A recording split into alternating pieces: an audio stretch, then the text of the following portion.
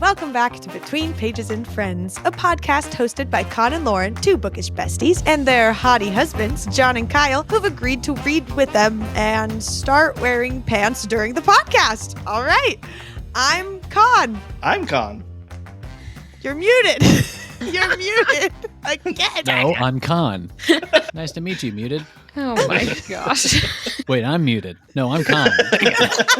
Or am I Con? Welcome back to our Throne of Glass book club. In this episode, we are continuing the tandem read of Empire of Storms and Tower of Dawn by Sarah J. Maas. This is a book club style podcast, so there will be no spoilers for chapters beyond what we've read. And I swear, if I see any in the comments, I will flip out.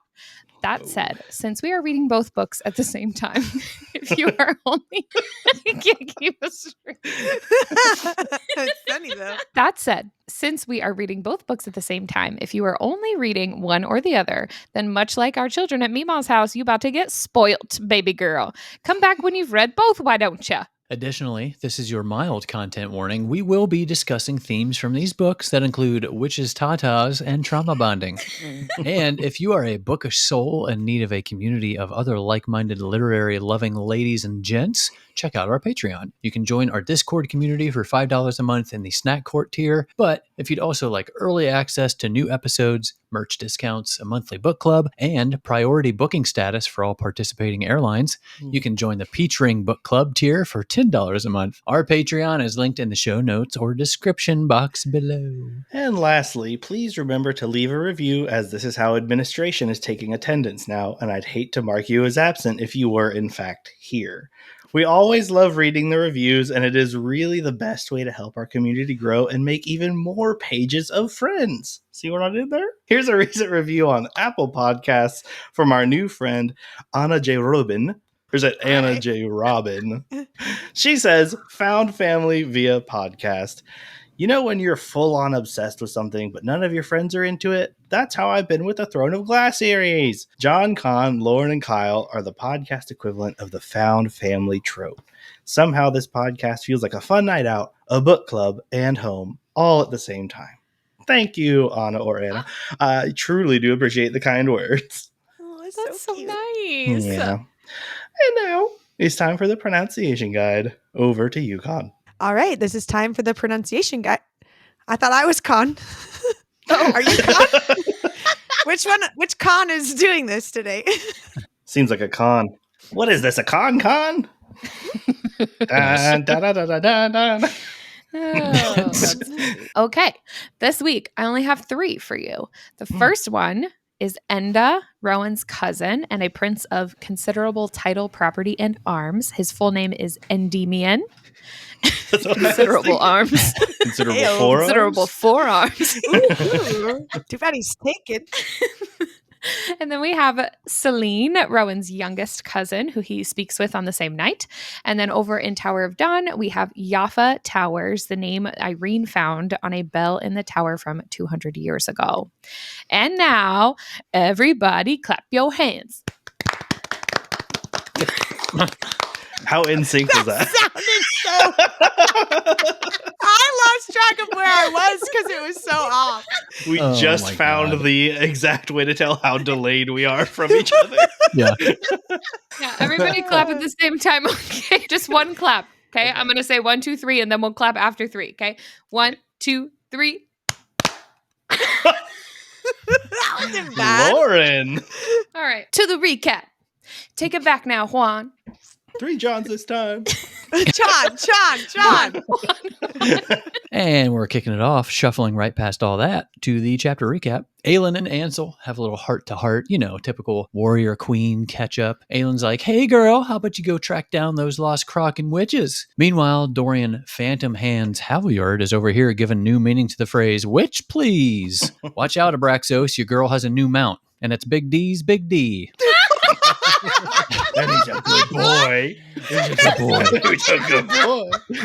Thank you, Kyle. And Maeve's armada shows up. They give Aelin a day to surrender. In a moment of what I can only assume is a Kyle, this is what you get moment, Aelin has no idea what to do. Rowan takes a bold step and visits all of his cousins in Maeve's armada to beg them for help. And coming back from the cliffhanger from the previous chapter section, we return to story time with Karen the Karenquee, who is spelling the T on Maeve's backstory, spilling it. We got 3 Vogue kings, Maeve married to the oldest, Orcus, but she just wasn't the type to settle down. She found out how to travel between worlds and bailed to Aurelia, to this very spot in the Doggle Fells, actually. Orcus learned what she did about traveling between worlds, only he actually learned to control it, and that's how we got the 3 keys for the 3 kings. Maeve found the Fae, ruled by Mab and Mora. She gaslit them and the Fae people into believing they had a sister, a 3rd Fae queen, and that she had always been around. When the 3 Vogue kings came to find her in Aurelia, she snuck into their war camp and stole the word keys. She sent Orcus and Mantix back to their world, but before she could send Erewhon back, Brannon stole the keys from her.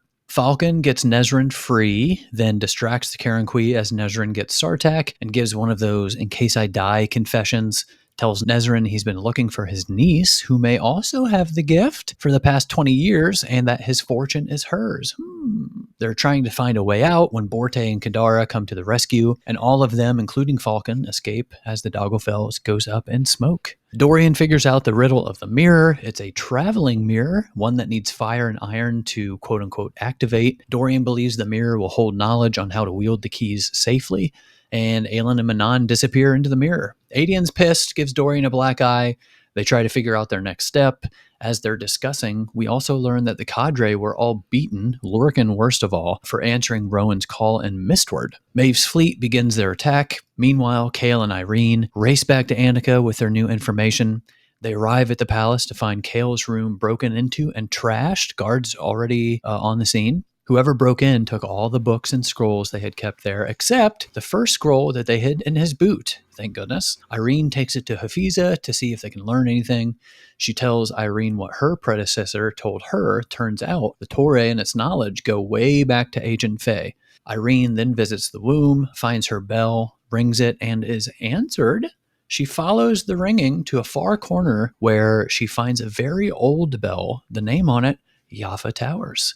And through the magic, she discovers how to heal Chaol. We join Aelin and Manon in Magic Mirror Mayhem. They are shown a memory from 1,000 years ago, the moment Elena locked Erewhon in the sarcophagus, using the lock to seal it, which we now know is the Eye of Elena. But then the 12 gods of Aurelia show up, and we learn how big of a dum-dum Elena truly is. I mean, we already knew she was the worst, and this just kind of solidified it. She shouldn't have stolen the lock from her father and used it now because it had a larger purpose. She makes a deal with the gods that Mala's bloodline will eventually pay the ultimate price to forge a new lock, and they also charge Elena with showing this person the way. And then they get a second memory, Niamia visiting the stone marshes and finding the chest with the mirror. She talks to Elena, and Elena tells her that the 2 bloodlines that branch from Mala. She talks to Elena, and Elena tells her that 2 bloodlines flow from Mala, and to find them, she must travel to Otterland. But also, if she goes down this path, she will never return to Ilwe. Irene meets up with Chaol, and he's regressed just a bit in his healing, but Irene is there to finish it once and for all, hair half up, thank the gods. Whew.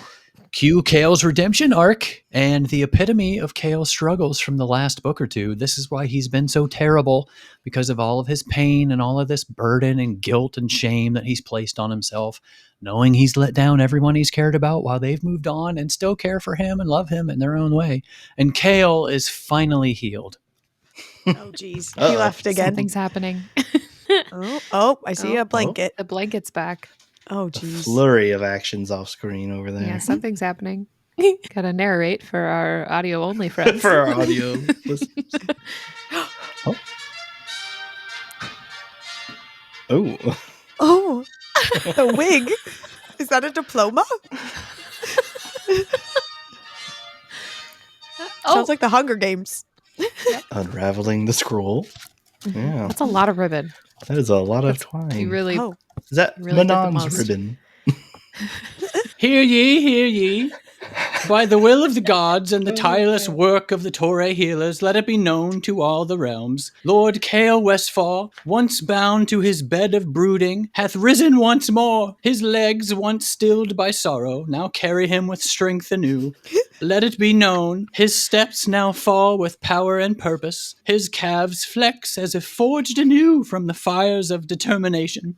He stands not only in body, but in spirit. Raise your mugs, sing your songs, for Chaol the upright walks again. May his path forever be ever steady, and may he not trip over the past. So decreed, so celebrated, under the rule of Aelin Galathinius, may her reign be as fiery as her spirit. Here, here. Huzzah! Look at him! Huzzah! I couldn't tell if that was a graduation ceremony. That's what I thought it was at first. He did it. He graduated healing. John, you missed him again. He was just here. Dang it. And they celebrate. And my mouth is still dry. Didn't get that one, huh? All right. Oh. Hopefully some people. Oh. Hopefully some more people get it. Anyway. I was still stuck on the speech. Sure. Yeah, Okay. it was so beautiful. Really I'm touching. still lost. Don't worry about it. Okay. You, of all people, should have gotten that one. I feel like. Of Anyway. all people. As we're still reeling from Chaol's comeback, Maeve's ships attack. Lysandra dispatches several ships in her upgraded Sea Dragon form, but the fleet is still moving forward on them. Until Rowan's cousins answer the call and turn on Maeve's armada. They decide to go on the offensive. But wait, there's more! Fenris and Gavriel are called back by the Blood Oath, but before Gavriel leaves, he looks to Lorcan and points to the shore and warning, right where Lorcan left Alid. On land, Alid notices winds changing and strange clouds forming, blocking out the sun, and a figure appears out of thin air on the beach. Back in the southern continent, Nezrin, Sartak, and party arrive safely back in Altoon and get bandaged up. All the heads of the Ares are there for a big meeting. Sartak and Nezrin tell them of what they've learned and about the enemy that is loose in the northern continent. Nezrin tells Falcon about Lysandra. To end the chapter, she receives a message from Chaol requesting they return to Antica ASA as possible. Mm-hmm. Oh. As soon as possible. Mhm. Mhm. Good. Glad. ASAP to as hear. possible. ASAP as possible. All right. Thanks, John. And your guest, whoever that was. The town crier. The town crier. Let's jump in to this chapter section. Empire Storms, chapter 60. Thank you, John. I only highlighted this because it just felt like this is what Chaol needed from everyone. Adian is just Kyle's man, just saying all the things. But Adian says, it would be nice to be included in just one of these schemes, Aelin. And then Aelin says, but your faces are so wonderful when I get to reveal them. And I was like, oh, Kyle's going to hate that one. I both hated and loved it because I loved that she's getting called out again. Oh. But also hated the fact that she straight up admitted to it. I mean, yeah, just like I wrote, just a quick vindication for Adian yet again, calling her out for unnecessary secrecy. Also because Rowan kind of agreed this time. I mean, he says that he's sort of into it, but he agreed that it is aggravating, although he mostly just growled in agreement. Well. Yeah, I think he was a little frustrated, but later in the chapter, he does say that it delights him when she reveals it, even if it makes his heart stop dead in his chest. And then she's like, I knew you were a sadist. I was like, oh, the banter. Love them. I'm here for it. And then I highlighted just to point out that I totally called it, that they were going to try to go find the Croaken Queens, or not queens, they're all queens, whatever. Witches, that's the words. The Croaken Witches. And then maybe some Iron Teeth ones, if my theory is right, that they're all just like chilling together and hanging out. So I guess we'll find out on that one. And then I just really like this moment with Ansel and Aelin, where Ansel has like shared that she had like packed up. She was heading to Endovir to try to get Aelin out. And she was like, you tried to get me out? Ansel was like, well, you gave me an extra minute. And I was like, oh, that's the weirdest friendship ever. And I'm here for it. I didn't kill you, so I'll help you escape prison. I was, when I read that, impressed that she could count that many minutes while trying to run away. Because I know with like my focus, I could get to probably like 2 and then be like, oh crap, where was I? Because I think of something else randomly. Yeah, but they're like trained assassins. I feel like you got to know the Perfect. timing of things when you're hiding and whatever. That's true. I had a comment here. It was shortly after this when Aelin and Rowan are in their room or something, and they have like the maps sprawled out beneath them, and they're like kind of looking at everything. It says, Aelin scanned the sprawl of the world, which had once seemed so vast, and now at her feet seems so fragile. My first thought was that like a world of 3 continents, 2 that she's been to. How exciting. It's like, what a revelation. And then like she says, to give my offspring not 1 kingdom to inherit, but as many as the stars. And I was like, you mean like 3 or like a small handful from the 3 continents? I kind of thought the same thing. Is it the whole world? I don't think it is. Okay. That's Connor's argument. And so it says Aelin scanned the sprawl of the world. And they're looking at the 3 continents. Yeah. And she says that. It doesn't say they're only looking at the 3. I mean, even in the book, it says Aurelia or whatever, and the map only shows us those 3 sometimes. I would also think, like, if Rowan is 300 years old, he would have traveled the whole world, right? Yeah. Like, he wouldn't have just chilled on these 3. So, like, this is either the whole world and he's showing her these 3, or the map has more and we just don't know about it. Thousands of years old, and it sounds like she just kind of settled down in Dornell first thing. So, well, she's like hiding. Yeah. Maybe like the Western continent, because I think they only like that's where Dornell is, right? It's like the Western continent, but we don't see all of it, and we don't know like the continent's name technically. Yeah. Because I feel like the Eastern continent with Dornell, and probably even though we have a map of the Southern continent, those 2 are probably much larger. Yeah, so where Wendlyn is, we don't get all of it. We only see that like corner where Wendlyn and Dornell are. I think the only reason we get the map of the Southern continent is because Chaol and Nezrin go there. We don't get it in the book series. You don't see the Southern continent map until Tower of Dawn.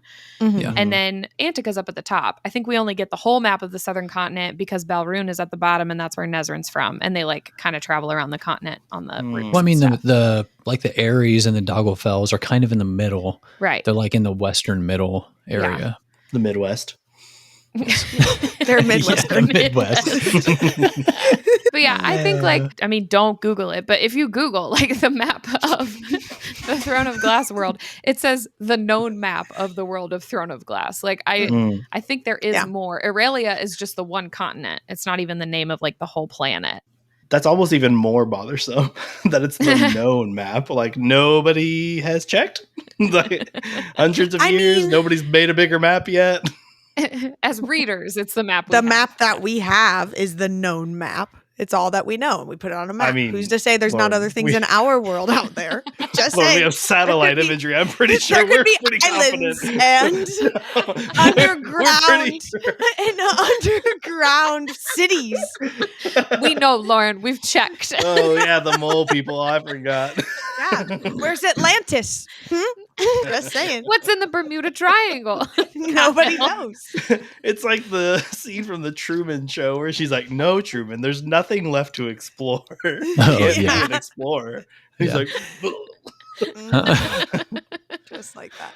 Oh my gosh. But I can't tell you how many fantasy books I've read where it's like you have a small part of the map and then you open the next book and you get a little bit more, and a little bit more. So because it's a completed series, I feel like this should be the whole map. But maybe it's Sarah J. Maas. Who knows what she wants to do? Maybe there's more out there, and she'll surprise us one day with a new Throne of Glass book.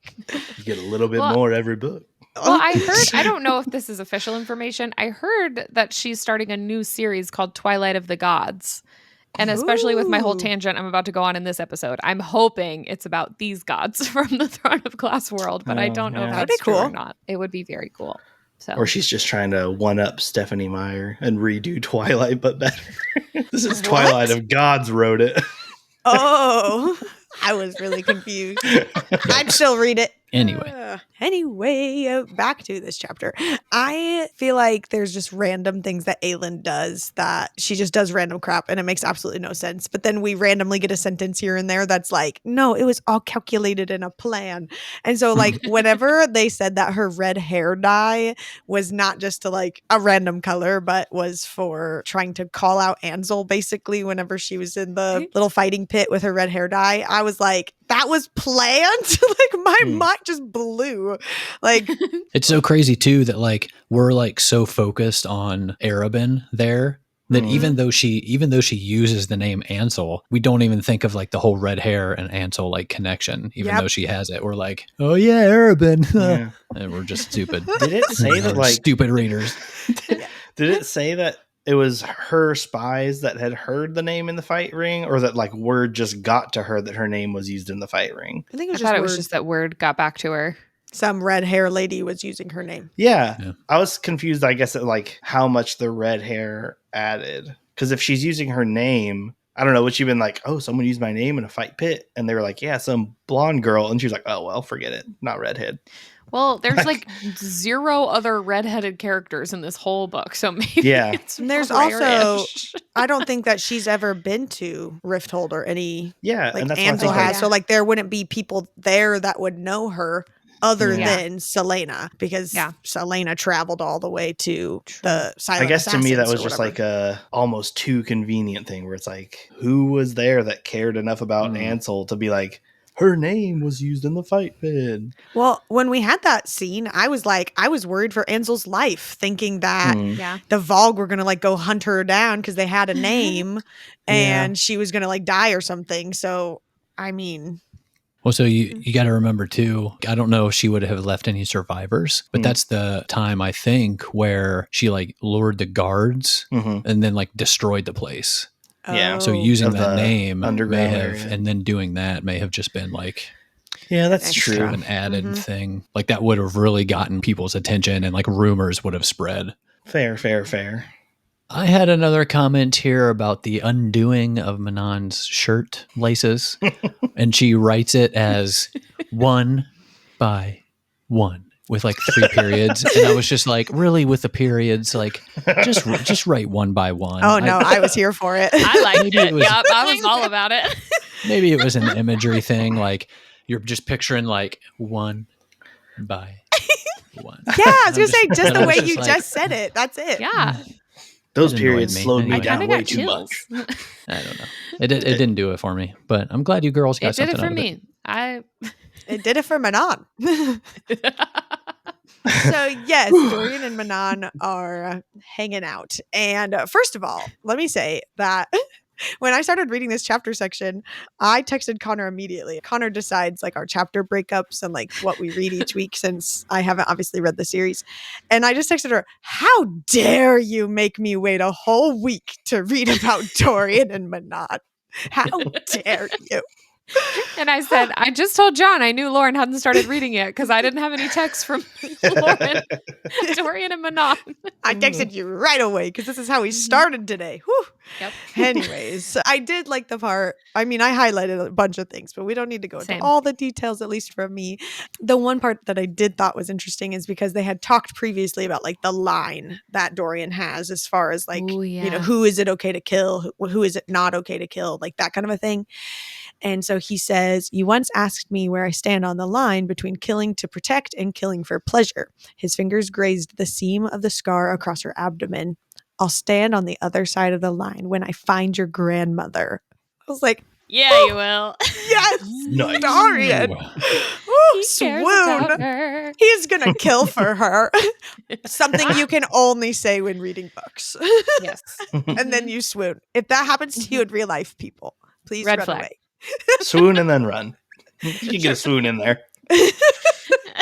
And continuing on in the moment, it's from Dorian's perspective. It says, and for all his wanting to taste her, as she opened for him, Manon thought the king tasted like the sea, like winter morning. Something as foreign and yet familiar had at last dragged that moan from deep in her. And I was like, oh, new candle idea.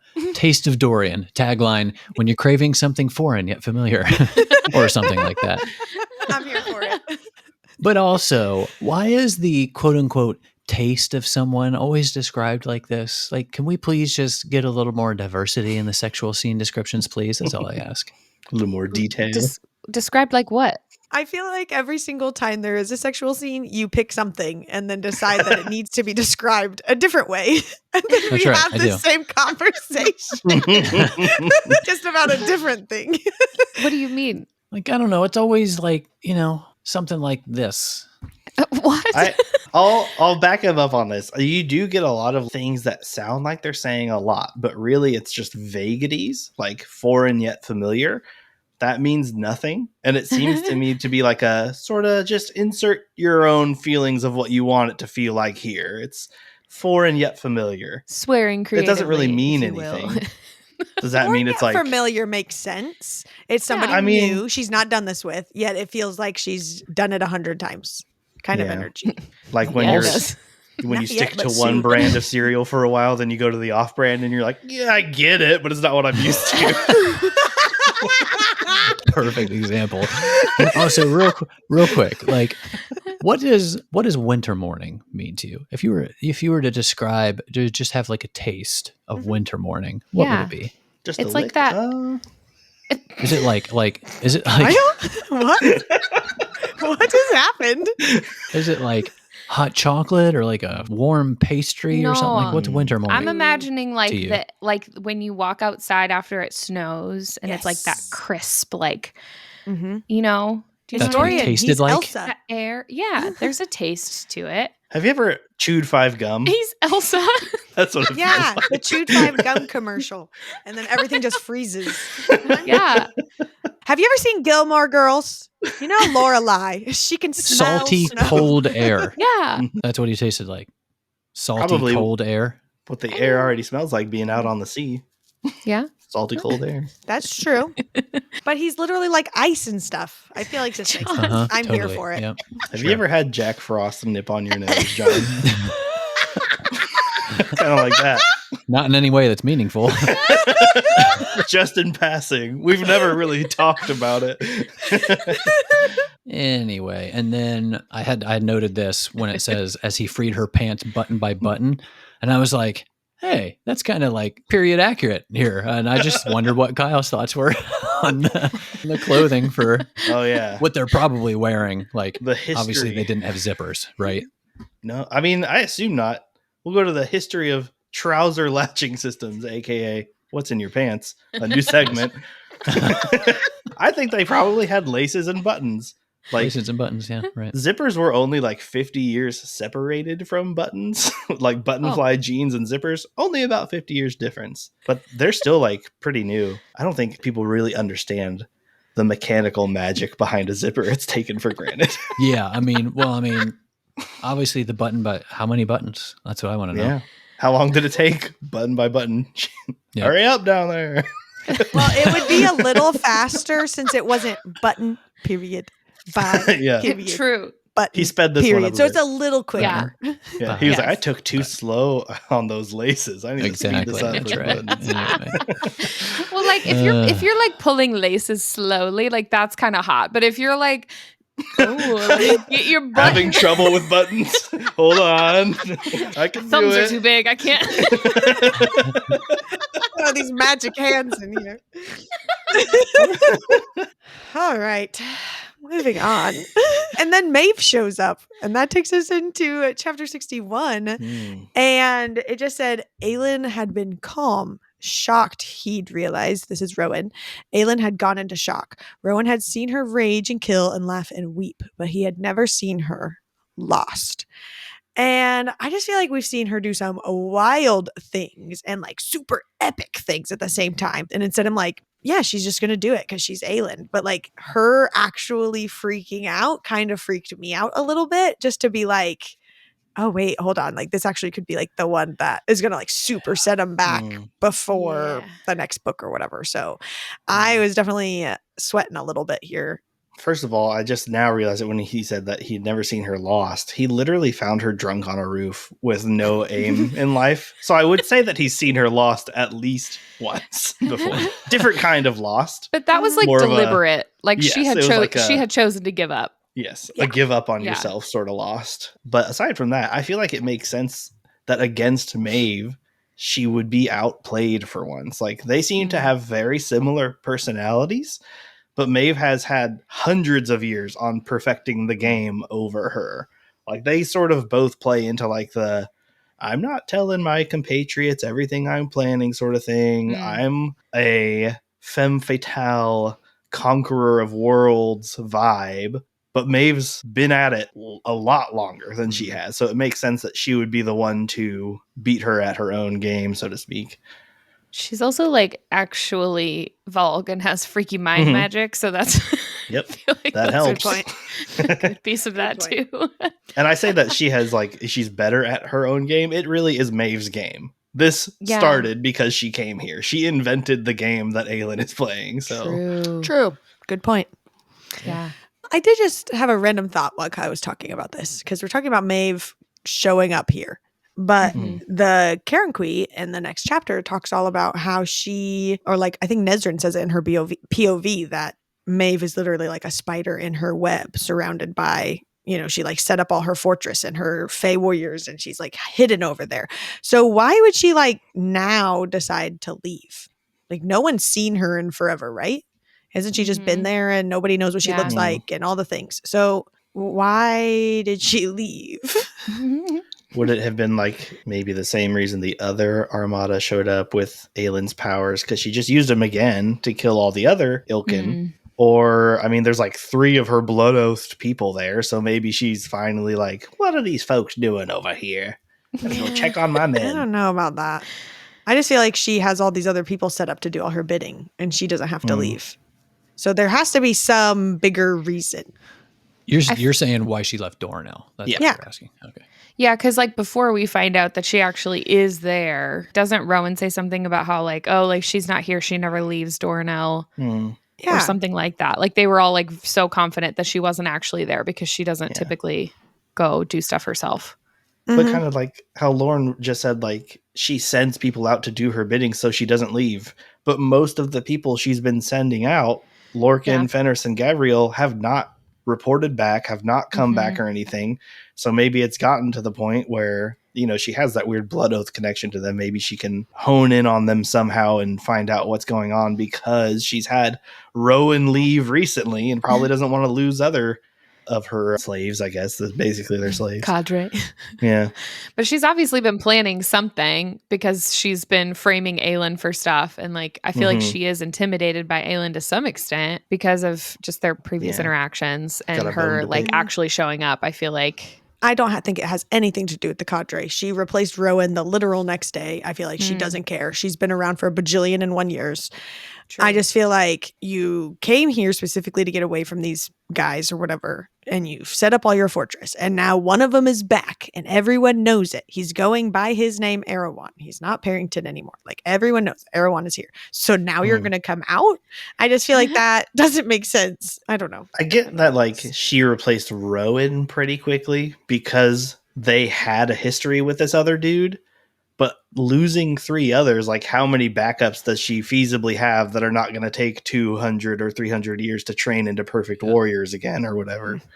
Well, I don't know. I don't know if she would know that they're hunting down like the keys, because I feel like it would be more about that than it would.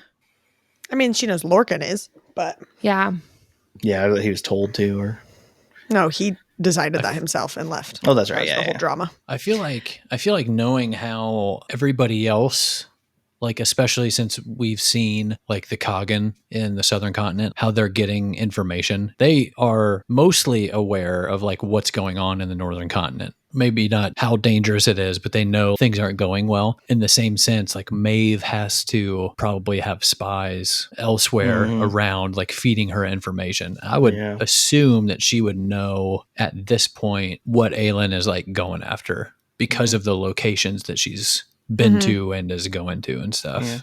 Well, let me shoot you 2 other quick theories, Lauren. Since she's a spider with a big old web, and the other spiders that were not the Karen Kui had a forest filled with spiders, is it possible that all spiders in the world can somehow communicate with her, and any spider on the wall that would have seen what they were doing? Or when they opened up and revealed this other witch mirror that people can see through, she has mirrors and saw them get it. Like she looked through another witch mirror to see what they were doing and instantly knew where they were. I don't know. But with that theory, we now know the Eye of Elena is a witch mirror. So who's to say people aren't just looking through it all the time? Yeah. I thought, was the Eye of Elena a witch mirror? That was what's holding the power the whole time. It was like a little gem that was supposed to look like I heard that it was like the key or whatever. But, that was a whole... mind-blowing moment for me. I had to read it like 8 times because I was like, what does this mean? I don't know if it was just the way it was worded, but we'll talk about that when we get there. Yeah, it was supposed to be like a little gem, but it was that's actually was right. holding the power. Yeah. It was a witch mirror or whatever. Yeah. Anyways, let's just read the book, and then we'll get all the answers. Sounds like a plan. Okay, bye. Okay, see you guys next week. No, for real though. I thought this part at the very end of this chapter was really cute. Just like Rowan trying to like come up with a plan because Aylin's freaking out, and usually she's the one with the plan, and so him going to all the ships and just like giving him the same speech or whatever, and that the fact that they're all cousins. I mean, I guess everyone's cousins. I don't know. Him and Aelin are cousins, so it's just a thing. They're like literal cousins. Aren't him and Aelin? I guess I see what you're saying. Yeah. Anyway. He grew up with Enda. Yes, but I just thought it was really cute. And for him, like later that it said like he literally got on his knees and was begging them. And just, I don't know, just how much he loves and supports her and like believes in the cause and all the things is just, it was really good altogether. Love him. Yeah. Well, on to the first part of Tower of Dawn of this read. We're with Nezrin and Sartak with the Karen Kui. The only thing I could think of during this, whenever Nezrin was like distracting the Karens by getting them to tell the whole story of Maeve and all that, was just Syndrome in The Incredibles, where he's like, "You sly dog, you caught me monologuing." Because that's exactly what it is. You've got to get in that Disney reference. That's Pixar. But it's on Disney Plus. Disney Pixar. It's the same. For a brief period, they separated. But you know what? That's a different podcast. That said, that's Kyle's Disney adult podcast. It's just me alone ranting about Disney. That said, I totally called that she was more involved with the Vogue than she let on. I admit I didn't think it would be by marriage, but to be fair, she didn't seem to be the marrying type. But I also thought it was interesting that like she seemingly did that. First of all, the marriage itself and traveling to a new world, like out of boredom. It said that she just sort of liked him the most out of the 3, picked one, married him, got bored, found a way to a new world and thought, yeah, I'll step in and try to conquer this one. But that also seems like the most realistic reaction to being immortal that I've seen in this series so far. Just like living so long and being like, I think I'll try to open a portal to somewhere. And then like even her reaction to this war, just, like recently getting out of her throne and door now and be like, well, guess it's time for me to do something. Basically, that's what's happening.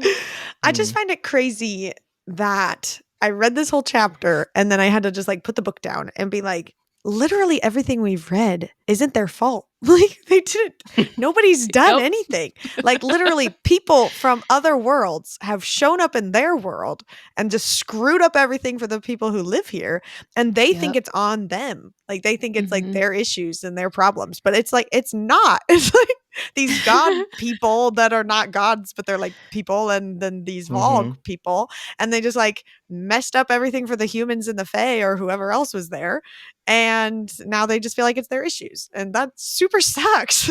It does. It sucks for them. I just had to put that out there. But this whole like Mab and Mora being in charge of the Fae, and then Maeve just like creeping her way into everybody's mind and just like forcing them all to believe this whole time there's always been 3 of them. I just feel like that's a really hard thing to do when they're Fae and they've lived for so long, and you have to like change their mind that like literally this person's older than you. So your literal entire life, this other person has been here. That is just crazy to me. And then it said like that she was planting the thought that a 3rd queen had always existed, had always ruled. And if somehow the person resisted her power, she would find a way to end them. Yeah. That's intense. That's freaky mind magic. Super freaky mind magic. Yes. And then this part, I'm just kind of mad at us because I feel like we've done pretty good at predicting things. Not everything here and there. There's been some moments though that I'm pretty proud of Kyle and I for predicting things, but I'm kind of annoyed that we like never discussed the fact that it's only Vogue kings and Vogue princes and never Where's the Vogue princess? Where's the Vogue queen? Like the fact that that's never been a conversation, like even at home, like that, like outside of podcast. And then it happened and I was like, oh, I hate myself for not thinking that. Like that could have been a thing. It's like a really cool concept, but I'm mad that I didn't call it. I was really nervous. I had a conversation with John about this back in like Heir of Fire because they start referencing like the Dark Queen. There's like an instance where they talk about the Dark Queen. And I was like, Kyle's going to figure this out. He's going to know. Like the Dark Queen, like a They're using it to reference Maeve. It was They're calling obscure. Maeve the Dark Queen. Yeah. It was like super obscure. There was just like one mention of it, but I heard it and I was like, oh no. Yeah. Interesting. I think it was when they were explaining like the thing about Athrel's ring or something. It was like, I don't know, it was the way they told a story where they referenced the Dark Queen and then later on they directly call Maeve the Dark Queen. It was something like that, but it was just like, I guess I just kind of took that as like, yeah, she's a bad queen. Like, she's not nice. Right. And they had, at that point, they had talked about like her dark power. So it's really, it's easy to kind of like overlook that. Well, and I don't think that Erewhon was called the Dark anything. They did refer to him as the Dark King or something. I'll have to go back and look for it, but it was something like that where it was this makes me mad. It was super obscure, but it was just enough that on a reread I was like, oh, there's foreshadowing here. You know what? I still got Erewhon. May not have gotten her, but I got him. That is true. You did get one for two. It was like something that Lauren was even saying, oh, we've never even seen the Vogue take a female. Like we've seen them possess males and stuff. And I was like, well, we've never seen them successfully take a female. Like they tried to do Aelin. She burned them up. Tried to take Kaltain. She overcame. Like there's not been a female that has successfully been taken over. That we know of. Which is like, I've been saying Duva for the other book for the longest time. And that's the only reason now that I'm like, oh, well. I say Kaja. Maybe not, but... Oh, that's true. Kaja too. But one of them, that's the only thing against it now. But I feel like I'm still for Duva. Maybe a little bit of Kaja now because she was a little more suspicious this time. But she's we'll get to that. Suspicious. But it is interesting because, whenever we see all the Vogue, like they're just, they're the warriors and whatever. Yeah. And Nezrin was a warrior, like someone of the guard and stuff. But she was always saying like how so rare it is to have a girl in the guard. So maybe there just wasn't the ones they were looking for to take or whatever. But I don't really think there was a lot that I can think of that were Vogue. I also feel like women. a little bit of taking it just as it is, where I was like, Vogue kings and princes, and like most of the other villains had been male, even if they were human. So I was like, men suck. I get it. Like Vogue kings and princes. Sure. I don't know what the women are doing, but they're fine. All right. And then the Karen Kui calls the spiders there the Black Watch and like gives them a title, which is kind of like a cool name, I guess. It made me think like, are the Stygian spiders part of this? Because aren't they like brown wolf spidery type vibes? They're not like Black Widow spiders. Are they the same? We don't really know if the Stygian spiders are Vogue right now. Or whatever, I think. Yeah, they do talk about them like that, but but the Karen Kui were acting like they didn't like the Stygian spiders. Yeah. Like they were like, our sisters. Like those idiots are like treating with humans. Yeah. Yeah. It just makes me think like if they don't like them, then who are they working for? Themselves. They're freelance. Yeah. They just want to trade things and kiss boys. That's what they want over there. That is true. Don't we all? If there's two things I like, it's bartering and boys, and lots of it. Somebody write that down. Kyle said it here. Our next t-shirt. Bartering and boys. Bartering and boys. Oh, no. Bitches and witches. I like it. If you can't handle me at my witch, you don't deserve me at my bitch. Into Tower of Dawn, chapter 50. I only had like a one small thing. It was just when Falcon was describing his niece, and the memory of it just made me gasp, because at this point I was like, oh yeah, I remember now, but it was just still kind of crazy. Yeah, you didn't remember it last week whenever I freaking called it. Maybe it was 2 weeks ago. I don't know when it was, but I freaking called it. You super did. Excited and proud of myself. Mostly just because it's like literally they're the only two shapeshifters that we know of, so it makes sense that they have to be related, right? But you did literally say, you were like, oh, well, I don't think he's old enough to be her dad, so maybe he's her uncle. Mm-hmm.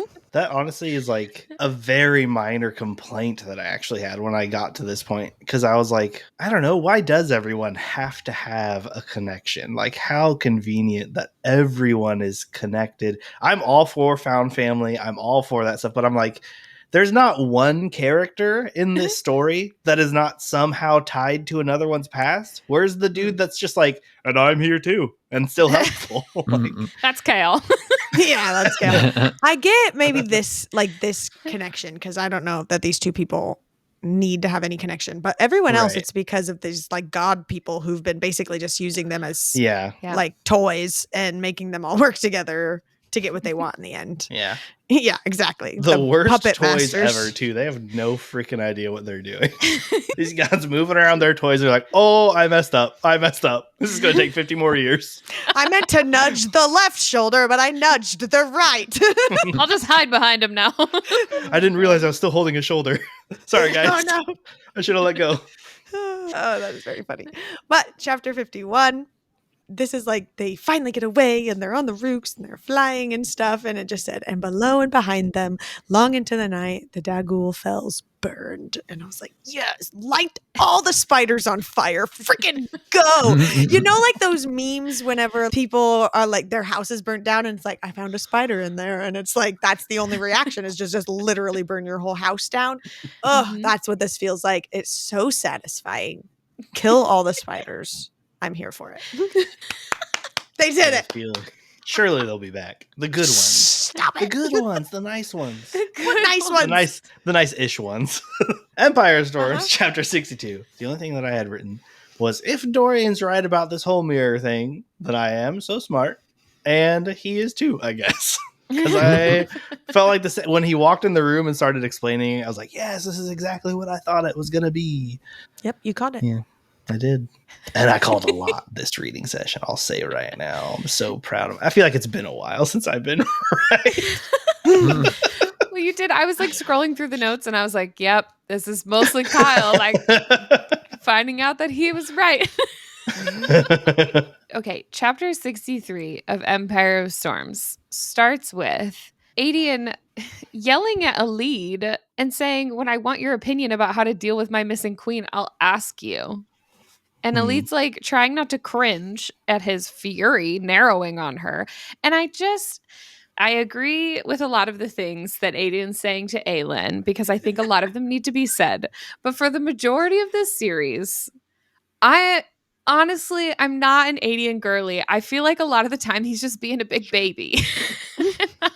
I was like excited that I was starting to like him more over the last couple of chapters, but it's like he's just always pissed off about something and he's always taking it out on somebody. And like occasionally, if it seems well deserved, like that's great. But this time I'm like, a lead, really?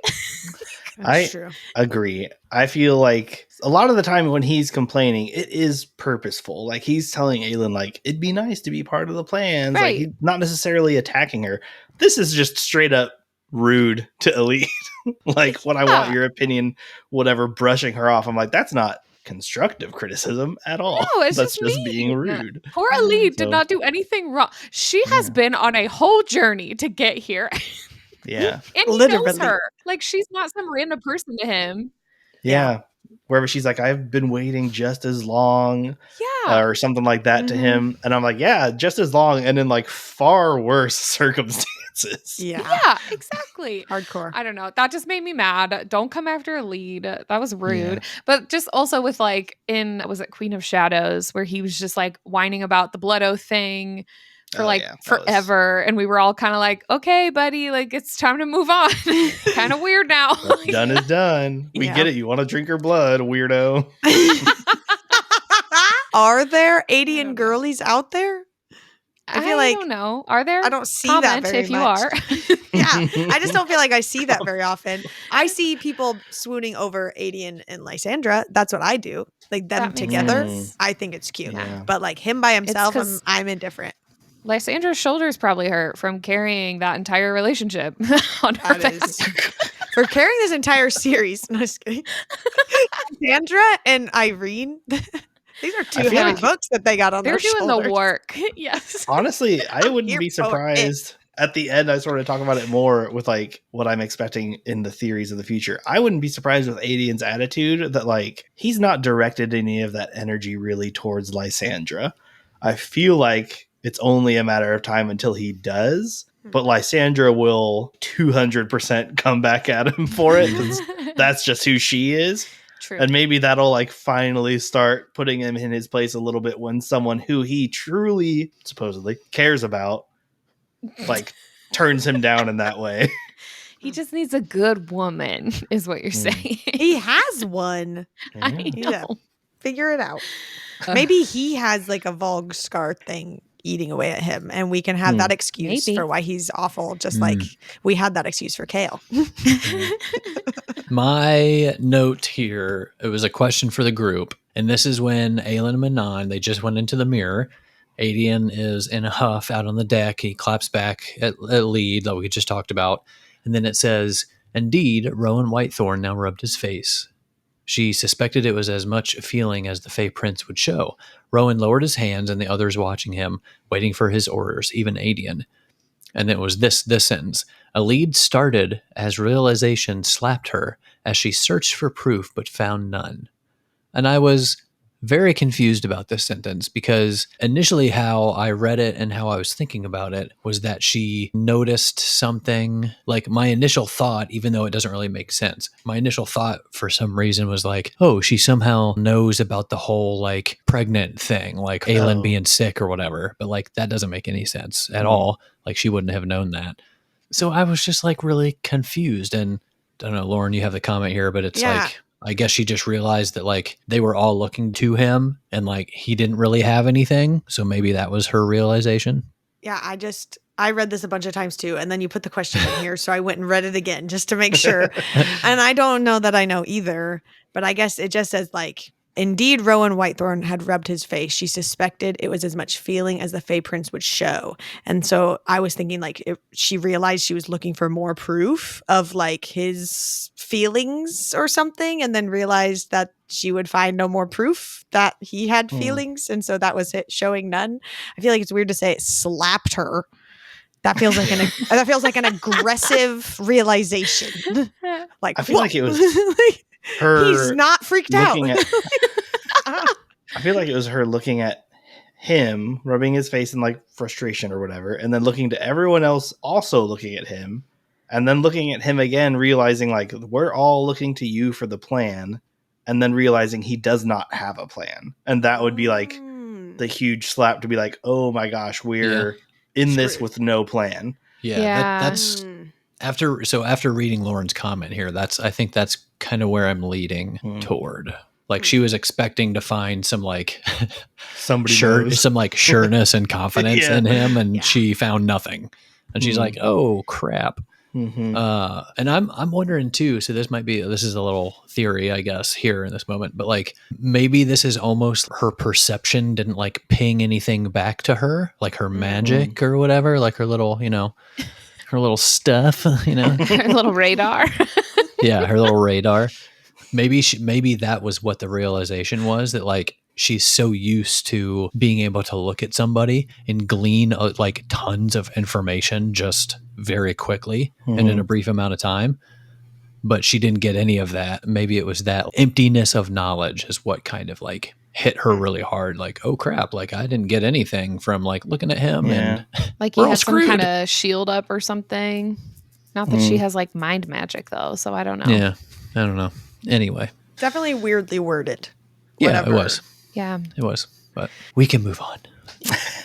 I just put in a tiny note here just to give a small shout out to all the cute interactions happening between Lorcan and Alid in this chapter, and there's some others in this chapter chunk. I didn't put them all in here because their romance is just cute and it's just starting out, and it's nothing like life altering right now, but it is really cute, like rubbing hands and the looks and all the things, and I am living for it, and it's adorable. So putting it out there that I noted and I appreciate it. And Rowan noticed one too. Like whenever he Everybody did. thumbed when her they- hand, and Rowan like it explicitly said Rowan watched him do it. Like, all right, well, No, I think it said like everybody saw them do one like hand rub, arm, something. I think it was right before she like went on the land, right before the fight. But nobody dared comment or something. yeah. I'm daring to comment right now. I'm a fan. How dare you? I'm crazy over here. I'm just kidding. If you were on that boat, there'd be Comment. so many comments.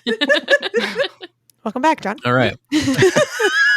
On to Tower of Dawn, chapter 52. Of course, had to note this comment. Chaol's back ached thanks to yesterday's ride and last night's other ride. Multiple rides. Hey-o. Hey-o. I mean, we definitely gotta call that one out. I definitely read it and I was just like, yesterday's ride, and my eyebrows went up, and then I kept reading and said, the other ride. And I was like, that's exactly what I was thinking. The fact that Sarah put that in there is freaking hilarious. It's good stuff. Yeah, this guy really likes horses. He's just riding all night long. He and Farasha have gotten very close over the last few days. Irene's like, come to bed. He's like, sorry, no. His cowboy hat back on. I'm Kyle Westfall. Yeah. Good times. Even better. Oh my gosh. I feel like I highlighted this whole conversation because their just little banter back and forth was so cute. And she's like telling him he shouldn't be doing anything. And he's like, anything? And then they end this whole cute little bantery interaction with him saying, then you better heal me, Irene Towers, because I plan to do a great deal of anything with you tonight. This is so cute. I love like happy, flirty Chaol. It's been a long time since we've seen him. And he's actually like, healing adorable. now. And I just, We're so adorable. I love this. We're so back. We're getting the band back together.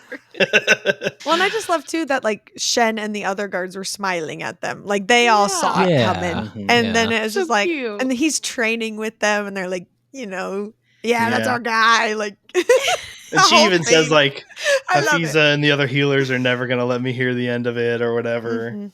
Yeah, it's good. cute. I love it. But they get back inside and their room is trashed and all the books are gone and all the things that they were coming to get and stuff. And I just think children it's love very convenient. It was Kaja left alone in the room. Gotcha.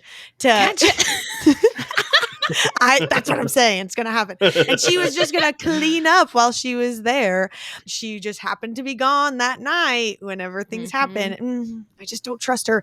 And I just feel like even I already didn't trust her. But then we get this whole like Irene going off and how Irene doesn't trust her. And Chaol's basically defending Kaja from Irene's like distrust in this moment. And I'm like, if my girl Irene doesn't trust her, I'm not trusting her. Yeah, we know Chaol's judgment can't really be trusted. Nope. No, it can't. Fair. Previous captain of the guard. No, she's not suspicious at all.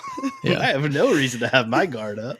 There's just a murderer in both of the palaces that he's lived in. And he just let them roam free. Murdering monster? What murdering monster? Yeah. That's Dead on the sister? back burner. But there's this hot girl that just showed up. Yeah, he's like promising, I'll look for your sister's murderer. I'll be right back. Exactly what Chaol does.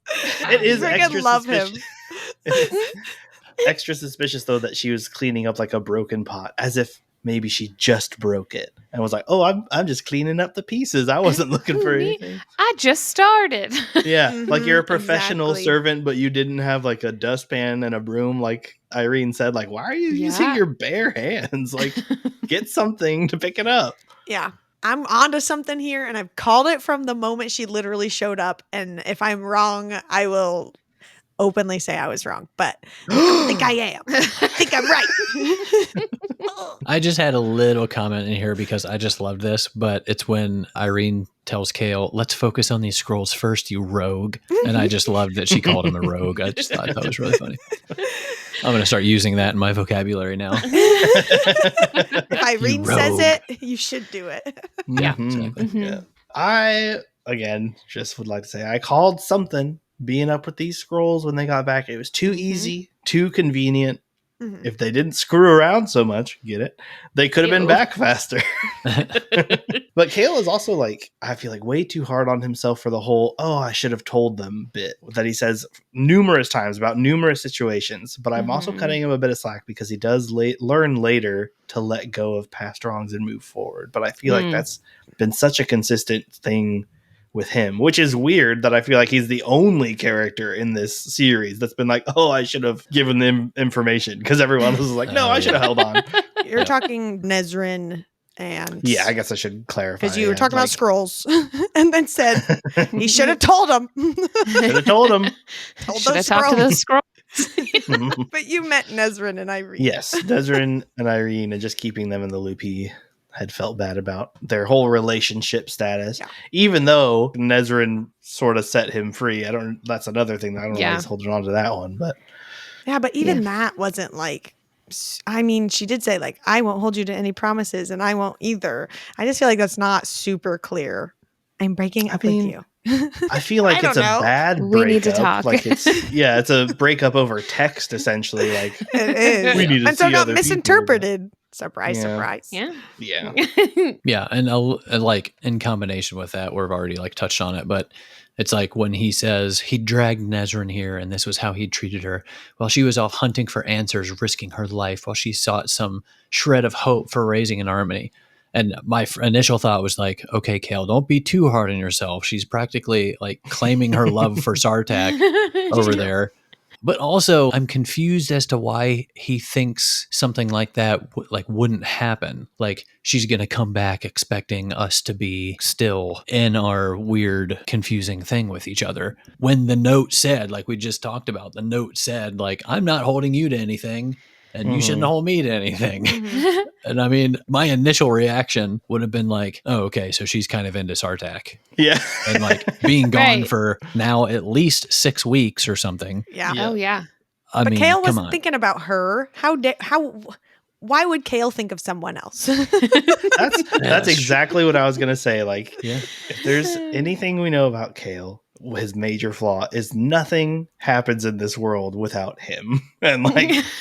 everything centers on him. He thinks everyone's thinking about him in either a positive or negative light. He can't conceive of someone making a decision that somewhat involves him without directly telling him what's going on. He's probably way too used to that from all of the guards that were under him constantly reporting to him. He's not used to being the low man on the totem pole.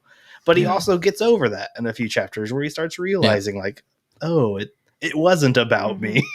That's a good point, though. Yeah. Well, and he thinks through how even when Aelin was gone and Wendelin for like months or whatever, and she found the literal love of her life, like she still waited to make sure that the air was clear with Chaol when she got back. So maybe that's why he feels like he has to do that. Yeah, he's like hanging on. And in Nezrin's defense, because you were saying that she's professing her love, she's not done that to Sartak. Sartak told her that he loved her. Yeah, I know. And she's not sleeping with him. I mean, she's laying in the bed just like Aelin and Rowan did. And that's but they didn't do it all the way.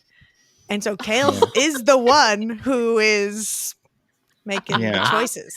I think also that as much as Nezrin and Chaol both were in this sort of like, we aren't in a relationship, we are just physically compatible, and that's what we are here for.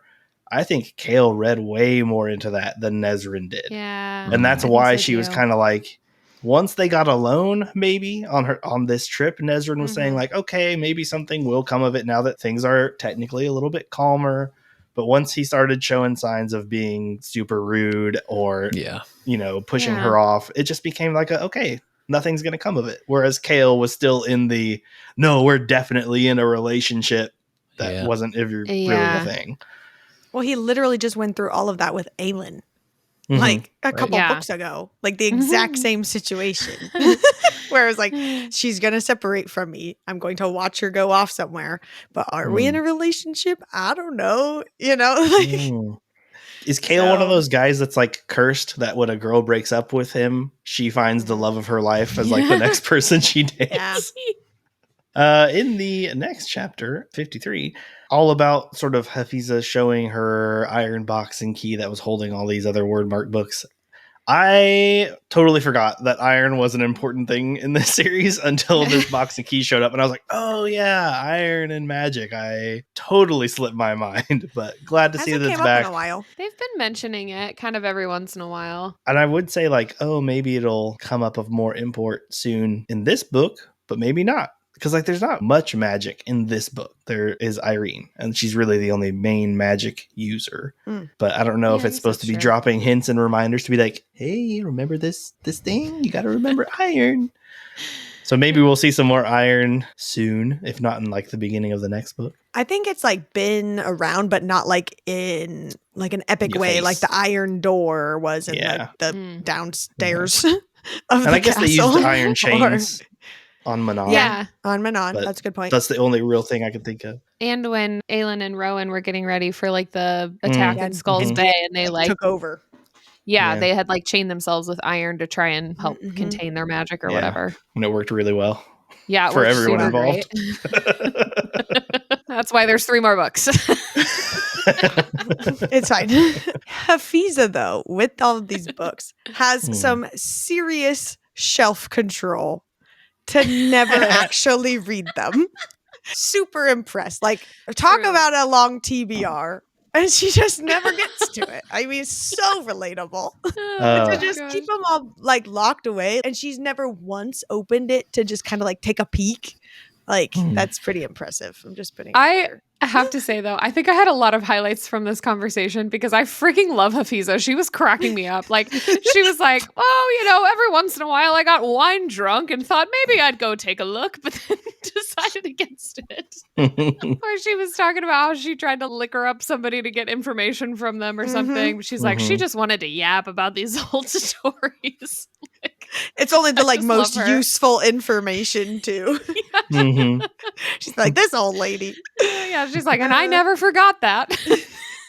Irene goes down into the womb and has this whole moment with her bell and stuff. But I was like invested in this like search for the bell. It's like a little mystery side quest. I was super there for it. And just finding like Yafa Towers' bell. I feel like it makes sense the whole time that Towers and her last name is Towers and there was going to be something there. So I'm just glad that she found the things.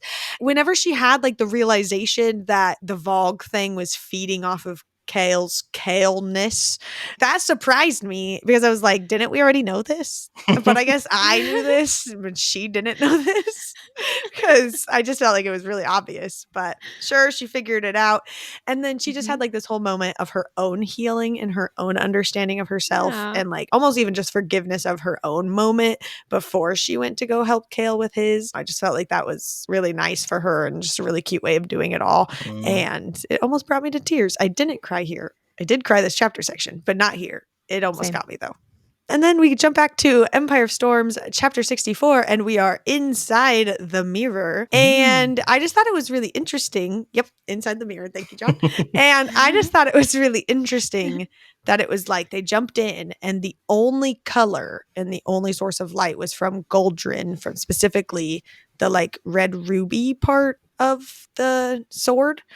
And since like every other random thing they've picked up seems to be some small piece of this puzzle that they're putting together, and I know that this sword is also the thing that had it was with the ring in its scabbard. Isn't that the same sword that we're talking about? So it's also from the same era of artifacts. So I just feel like this sword's going to end up being some part of the puzzle too, if it's the only thing inside this that has some color or something. Real quick, if you remember at Mistward when she pulled it on the Vogue and they were like scared of it or whatever. Yeah. And they were like, how do you have, They called I forget it if they something named else, it. didn't they? They They're did. like, how are you wielding that sword or something? It was almost what like did they they were call afraid it? of it. Is that also the one she turned on fire? I don't know. I think so. I don't know. Maybe it like helps produce bigger flames or something. Either way, I think it has it's going to be another piece of the puzzle. Because like in the same chapter section or like this like same visit, we find out that the Eye of Elena is actually the lock and like all of those things. So it just makes sense that we're also going to have another something. I don't know. Anyway. Speaking of the Eye of Elena being a lock. Oh, that's the part. My bad. Called it. No, you're good. The thing is, though, I wanted to take a moment to say, like, I called it, but I also called like 3 other possibilities of Yeah. items that they carried being the Like lock. Dorian's And- socks.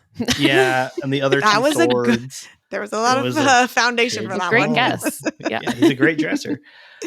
Part of me thinks that like I get a lot of theories right because I shotgun every possible thing, and one of them is bound to be partially right. So I wanted to say that because remember, you can't be wrong if you're at least a little right. I'm with you.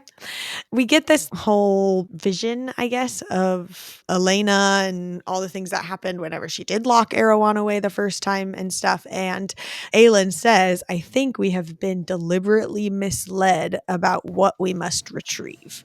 And I'm like, but why? Like, why could we have not just been told the truth? Like, why couldn't you said, hey, I need you to go get this magic mirror that's going to have like a bunch of answers for you? Like, why say it's going to be to the lock? Or I don't know, like all the quests they've gone on and they had the stuff with them the whole entire time. I just feel like why can't we just tell them the truth? Or did these like not God people make Elena promise not to tell? Or like something? I don't know. Why do we have to be cryptic? To make 8 books out of it? I don't know. Been asking that question for a long time. It's confusing because they literally told her, go tell Brandon what happened here, tell him about what we need you to do, and tell him to get ready for it. So, like, I don't know why in all her long distance FaceTimes with Aelin that she can't just like give her all the tea. Yeah. Or Brannon. She meets with Or Brannon Brannon. even. Yeah, but I don't think Elena, I don't know. I have theories on this. I'm not really sure what happened.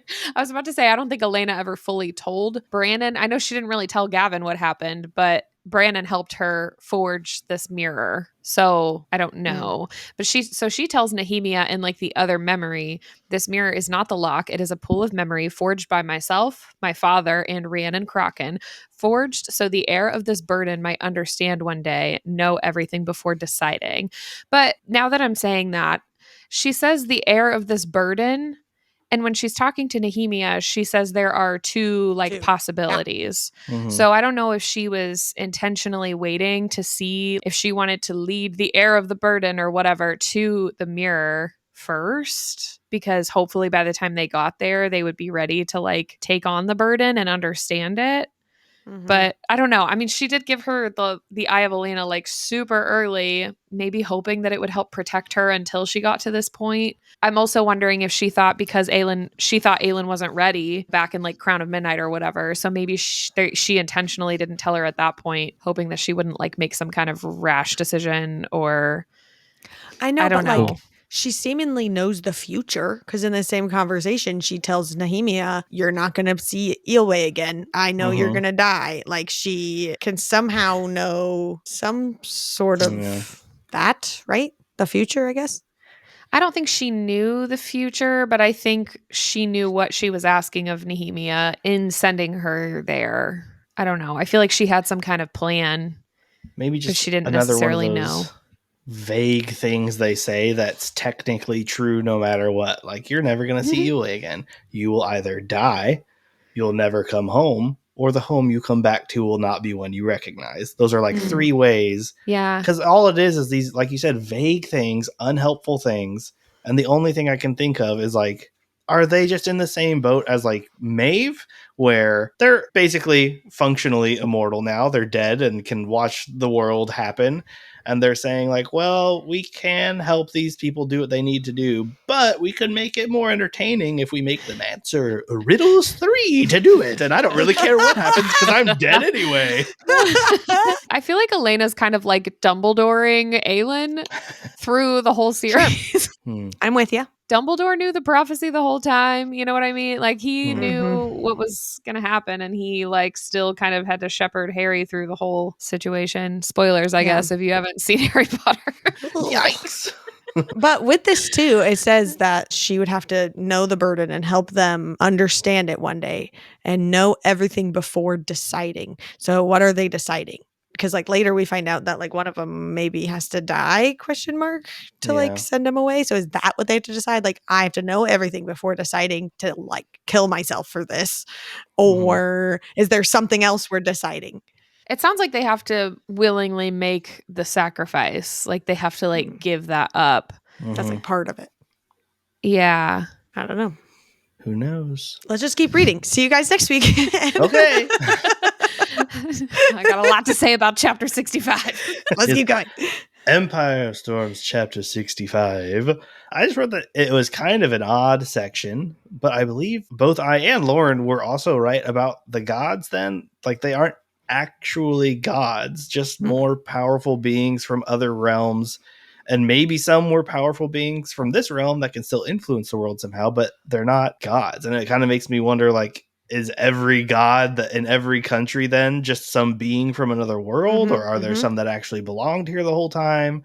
If they are all gods, are they also just all used to be alive? Like they're just dead from another realm, or dead from this realm, dead immortals that still have influence? I don't know. It was kind of odd. I don't think the gods, at least the ones that are like controlling people, are dead from this realm, because it just even says like they had been perhaps trapped here wandering through a word gate. So it makes me think that they're from somewhere else. And it's talked about too that the whole plan before Elena stepped in was for them to like take Erewhon or whatever with them to like destroy them in their home world or whatever. Like they're trying to leave, and then instead they got stuck here. So would it leave this whole world godless? Yeah, see, that's in my next question. It's just crazy that all the like gods, quote, that we've been talking about this whole time, and Connor conveniently brings up God Watch, knowing this is coming the whole time to like point it right into our face. I was just like, does the world just not have any gods? And like, are the gods that we do know all attached to someone? Like, because it says there's like 12 players or whatever. So there are 12 gods. So like, obviously, Aelin has a god, Dorian, Irene, a lead, Lorcan, and question mark. Yeah. There's probably more than I'm just not thinking about it. Manon, she would have one, like the three-faced god that's mentioned. And like, yeah, does the world just not have gods? Is that just not a thing? Yeah. It's weird too, because if you think about it in like our world terms for a moment, if Maeve had come into their world a couple thousand years ago, maybe a couple thousand years ago for us, given our history of our planet, we would know there was a time it's like, oh, all of a sudden there were gods here. Like, that's not too long ago in a world's perspective. So why is it that people are like so dedicated to these gods, knowing that 8 grandmas ago they weren't even there? Like, they just literally appeared. Is that how we measure time? 8 grandmas? I think it's a convenient way to measure time, because some people think back like to, I don't know, even like Victorian times, and some people think, oh, that was so long ago. That's like maybe 4 generations, 5 at most. Your grandmother knew someone who lived in that time. It's not that long ago. So if you think back to like when Greek mythology for us was made, that's about as far as it would be for Maeve to them. And they would know that there was a world before then that didn't have statues, didn't have worship, didn't have the hands of gods on shoulders. So why is that not a more talked about thing? That they were like, oh yeah, there was just a time where all of a sudden there was gods. Well, there's no internet, so they couldn't look it up. It's still passed down, though. They also didn't have satellite imagery, but they have 3 continents so far. So. That they know of. I'm ready for you, Con. She's got a notebook. Yeah. She's been writing things. Everyone buckle up. Multiple pages. A legal pad. I have to say, yes, a yellow legal pad. Don't get too crazy. I can't get too crazy because, first of all, I have to say, in my first read of this series, I did not pay attention to the gods at all. So I didn't really retain any of this information. If we get answers in Kingdom of Ash about any of these things, I don't remember them. I know there's stuff going on with them the whole time, but I don't know. So now I'm going down this whole like rabbit hole because of this chapter, because of chapter 65. And I was also trying to Google things to like get a clearer picture. And I feel like I can't really find definitive information on some of it. So now I'm just in theory land, and you're catching me at the beginning of this spiral. So I'm going to try not to go too deep into all of it because I don't have any answers. Sweet. Welcome to our world. Welcome to our side of the podcast. Meet you at the bottom of the spiral. Welcome to my registering corkboard situation going on over here. So from the information we have now, it sounds like there are 12 gods of Aurelia. I'm basing that mostly off of this section where it says 12 figures appeared and they're all talking. And then there are 36 gods of the southern continent. And so we know several names of some of the gods in the southern continent. I don't know that we actually have definitive names of the 12 in Aurelia. And earlier in the series, there are 9 that are mentioned. So I don't know if that's a continuity thing. I don't know if it's because some of these gods were gods the whole time and some of them were deemed gods or goddesses after they died. So that's its own whole thing. Again, not something I have definitive answers on. But Or how what I will Mala became a person and then went back to being a god or whatever. Yeah, I don't know. So, and Deanna was originally Mab, and then she became Deanna, the goddess, after she died. So it's stuff like that. But back in book 1, all the way in Throne of Glass, when they, I know, crazy. Selena is forced to sit through the procession of the gods. It's this Yulemas service, this whole celebration that she falls asleep during. And I'm still mad that she fell asleep because it seemed like we were going to get a lot of information here. And she was hyped up on sugar from that random candy bag. I guess that was her sugar crash. Yeah. So we get a couple of little tidbits of information here that I just thought were interesting. The high priestess starts by saying, "Welcome all, and may the blessings of the goddess and all her gods be upon you." And then she says, "Today is the day on which we celebrate the end and the beginning of the great cycle." That's not capitalized. She just says the great cycle. "Today is the day on which the great goddess," which is capitalized. Kyle and I thought the same thing. I know. There's a goddess and she has her cycle. You know? Well, TMI, priestess. Come on. It was a great one. Let's celebrate. Where's Lorcan? He got a shirt to rip up? Where's Chaol? He's running out of the service. Oh my gosh. "Today is the day on which the great goddess gave birth to her firstborn, Lumas, lord of the gods. With his birth, love was brought into Aurelia, and it banished the chaos that arose from the gates of the word." No way does it say that. Gates and word are both capitalized. It banished the chaos that arose, that arose from the gates of the WYRD word. I hate my life. What we the weren't heck? on Word Watch at the point. We were just making fun of the candy the whole time. So something else that is interesting is that during the procession of the gods, it says there were always 9 children selected to go and hand out the blessings. So I don't know if there were 12 gods, but they didn't celebrate 3 of them for some reason, or if there were just 9 that gave blessings. I have no idea. Maybe the goddess and the Lord person are part of it, and they weren't one of the 9. I don't know. So it does say, "Clad in glistening wings, Lumas, the god of love, strode past her. She crossed her arms." What a foolish tradition. We don't know who that blessing went to. But before Deanna comes to her, it says, "Farnor," Farnor, Farnor, god of war, stopped at the front row near Dorian, but then moved to the right across the aisle to give the miniature silver sword to Duke Parrington. This just sent me down a whole spiral. I'm in the rabbit hole. I'm looking up all kinds of stuff. So anyway, that was super interesting. But so John and I were kind of rereading this chapter together. I had already read it, but then I've gone back through it 3 times. Sure. They say there's 12 figures, but they only really describe 7 of them. This chapter you're talking about, Empire of Storms. 65 Empire of Storms. Yeah, sorry. Okay. I'm back in it. I'm back in Empire of Storms. Making sure I'm with you. So not all 12 of the gods here are described or named, though. So I don't think all 12 of them are necessarily affiliated to these present day characters. But I think when they talk about all the players in the unfinished game, that they're referencing the ones that were originally involved. I don't know. I feel like the ones who were originally involved are the ones who are now back with these other characters, affiliated with Aelin or Elite or Lorcan or whoever. So the ones that are described, I don't know who all of these are, but there's one that's described as the god of sea, sky, and storms, which originally I was like, is that Tahome? But that's a southern continent god. So the only one I could think of is the sea god, who is associated with Rolf, I guess, because Rolf thinks that the sea god tattooed the maps on his hands. Then there's one of animal and human, which I think is Temis, who's associated with Lysandra. She's the goddess of wild things. Mhm. And then Flame, Light, and Ashes is Mala, who's associated with Aelin. There was a goddess who saw all with wise, calm eyes, which I think is Aneth. Like she's like the goddess of wise things, and that's a lead.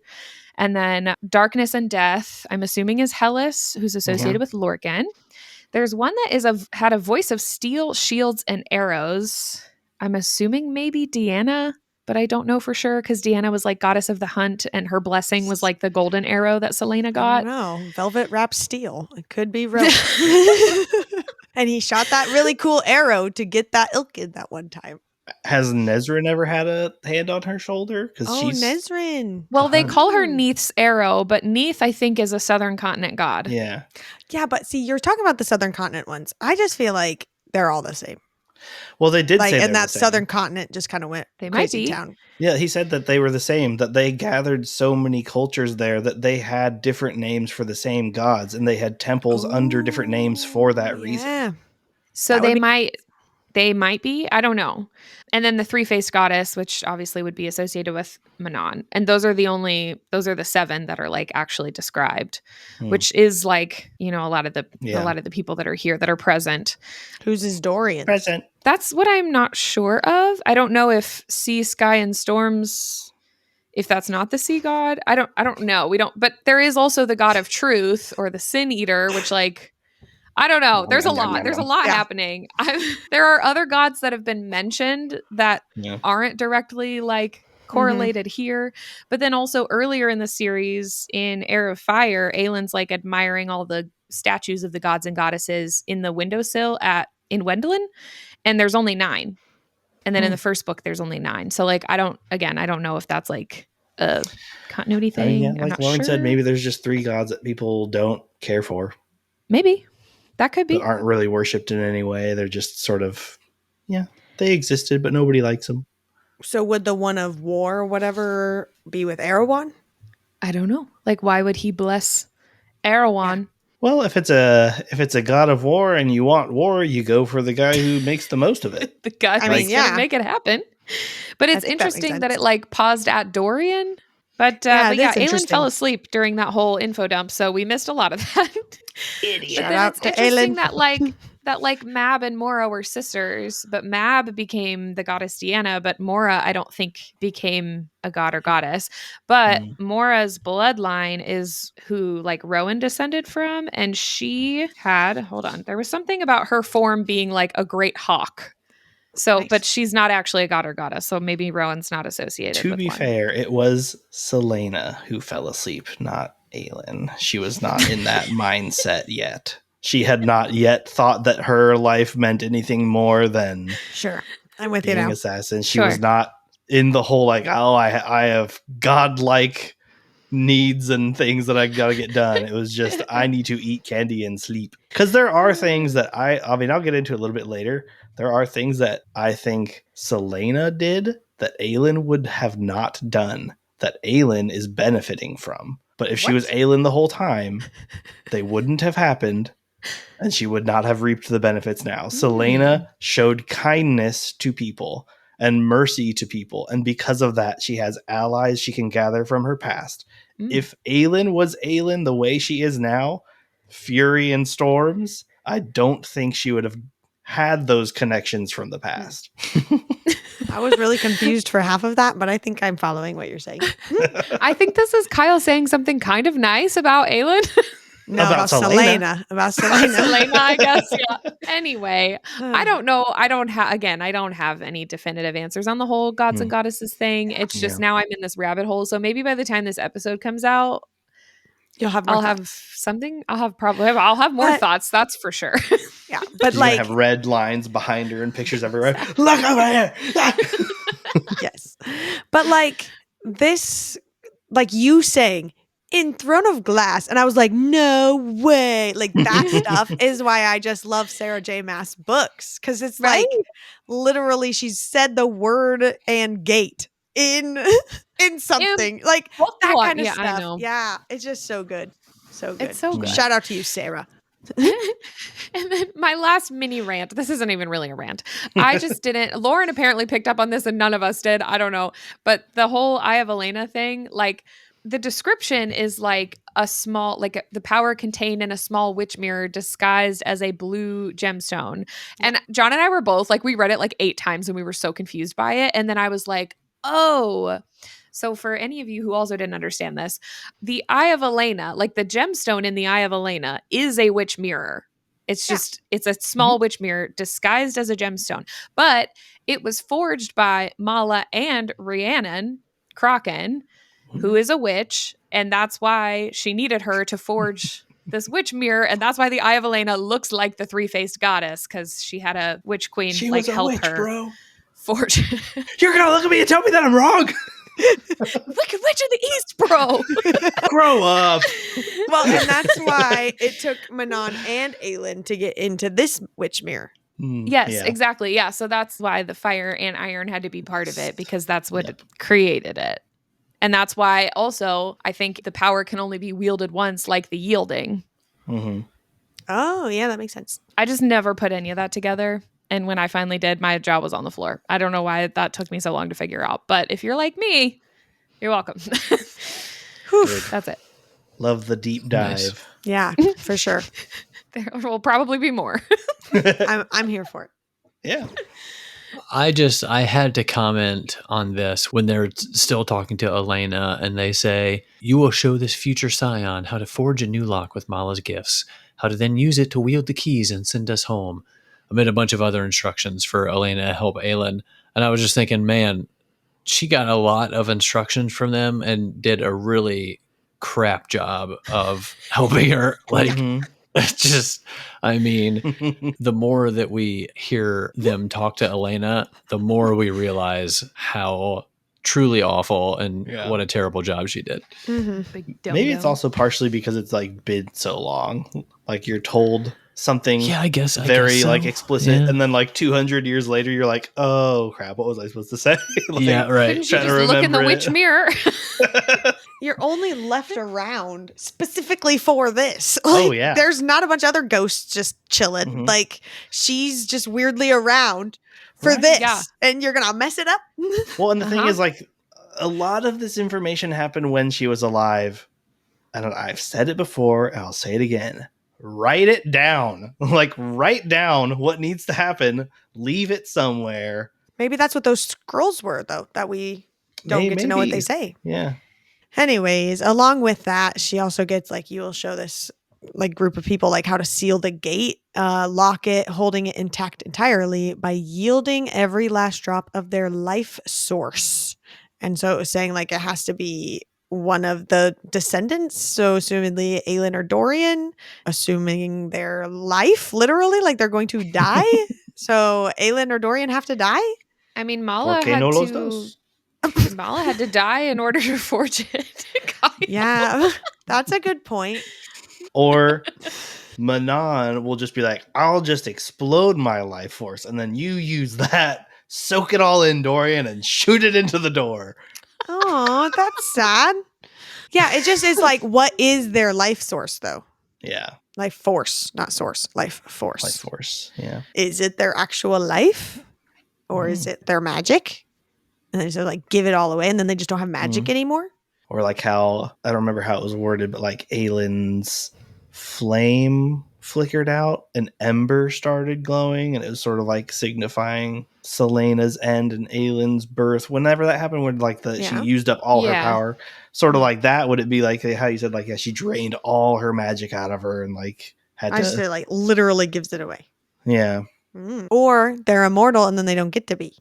Yeah, true. Yeah, if Aelin does the settling, she finally settles down. Was it Mab? And I think Mab and Mora both gave up their immortality, but it was for the people they loved because they both fell in love with human men. Yeah. No idea why, but can you give up your immortality for any? Like, do you get to decide, or does it have to be for love or life? Or I don't know how that works. Just be like, I'll give up my immortality to be a great cook. Like, I don't know, just whatever you want to give it up for. Yeah, I don't know.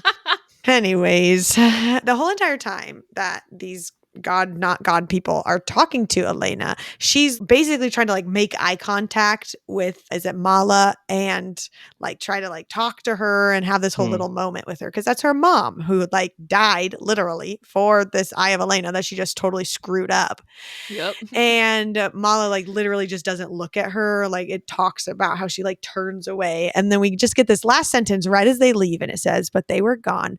There was only a lingering warmth, as if a beam of sunlight had brushed her cheek." And that's exactly how Mala does things with Aelin, and just like, you know, like the warmth and stuff. And I was like, "Aw, Mala still cares." And it's just kind of precious. Like just for Elena, like you just went through some traumatic stuff in her defense. So at least your mom loves you. Mama Mala. Oh, so nice. And just to pack it on Elena a little bit more, is this part toward the end of that memory there with Elena. Gavin asks her, like, what happened? Like, what did they say? Because she was the only one that could hear them. But it says, since she had already damned herself, damned her bloodline, she figured there was nothing left to lose in lying. Not this time, this last time. And she tells Gavin, Erewhon will awaken again one day. When the time comes, I will help those who must fight him. And I thought, I mean, did you even remember you said this each time you spoke to Aelin? I mean, clearly not.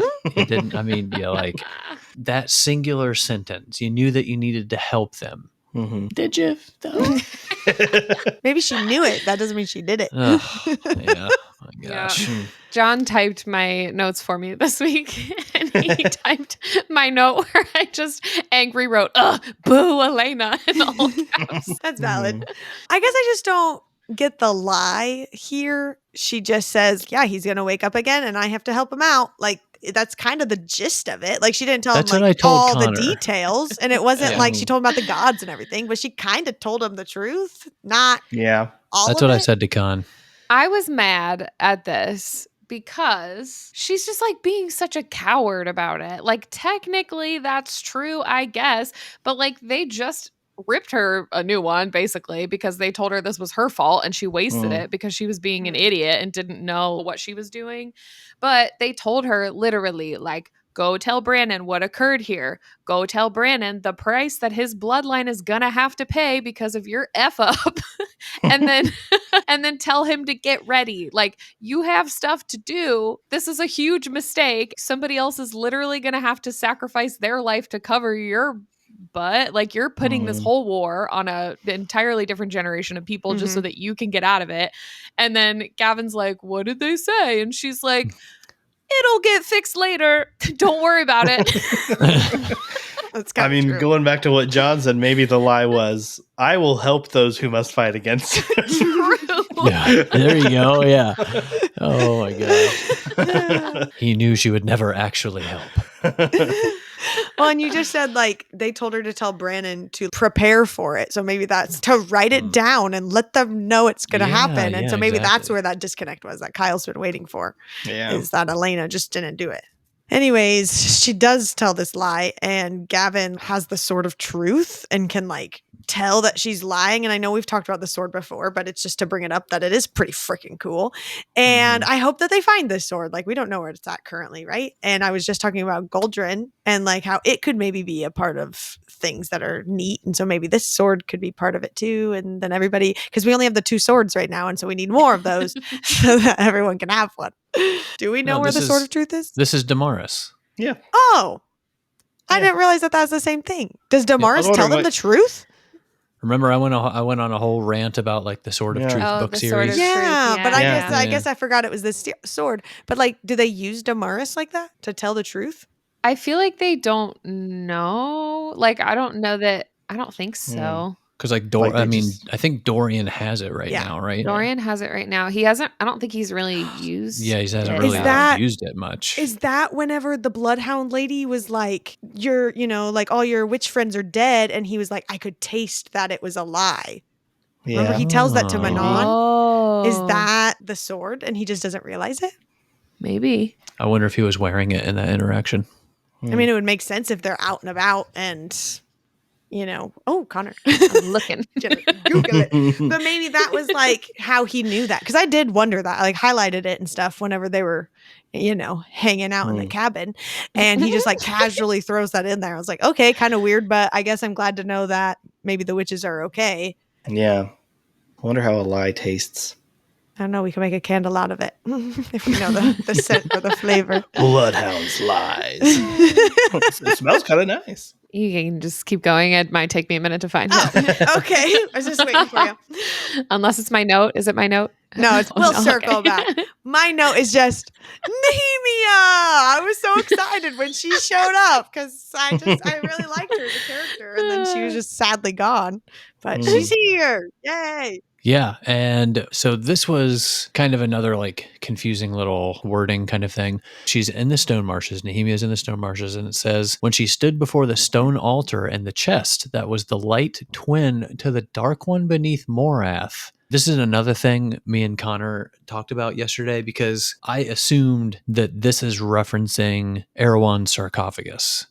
But then it's like, well, this is clearly a chest here in the stone marshes, clearly not a tomb or like a sarcophagus or anything. It's a chest. So what's the dark chest? Like, I was just very confused about this because I assumed it was the sarcophagus. Well, they said that the light one was kind of an altar, right? Yeah, there's like it was on top I was just of an trying to think altar. of the other descriptions for it, but I don't know. Yeah.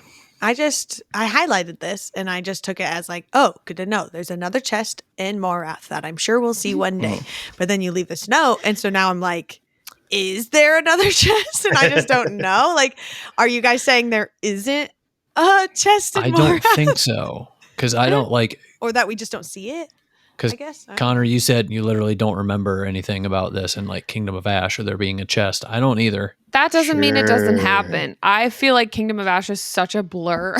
I don't know. But I interpreted it this way too, that like because it's saying this chest is a twin to one under Morath, I interpreted it as like there's something there. We just don't know what it is. Does this also mean that Nehemia has been to Morath to see this other chest, to know that there's a twin one here? Oh, yeah, that's interesting. But did she say that? It was like her POV, I think I think it was just like kind of not a throwaway comment, but like just like a side comment in her perspective. Yeah, in her POV. I don't know. Past POV. So, yeah, That's I don't confusing. Because Nehemia went on some epic journey by herself know. Yeah. and somehow She survived did. all of the monsters and everything else that happened, but the rest of them almost didn't survive. Nehemia also had like all kinds of information that That's true. we never got the chance to know. She's been interpreting all these, I don't know, clues or riddles or something that Elena has left around. I don't know. So, yeah, I guess there was some information left. It's just Something they couldn't was read written it down. because it's Yeah. in the freaking word marks, which I just freaking said 10 minutes ago or something, that it's in all those dang scrolls. Oh, I'm onto it. Good job.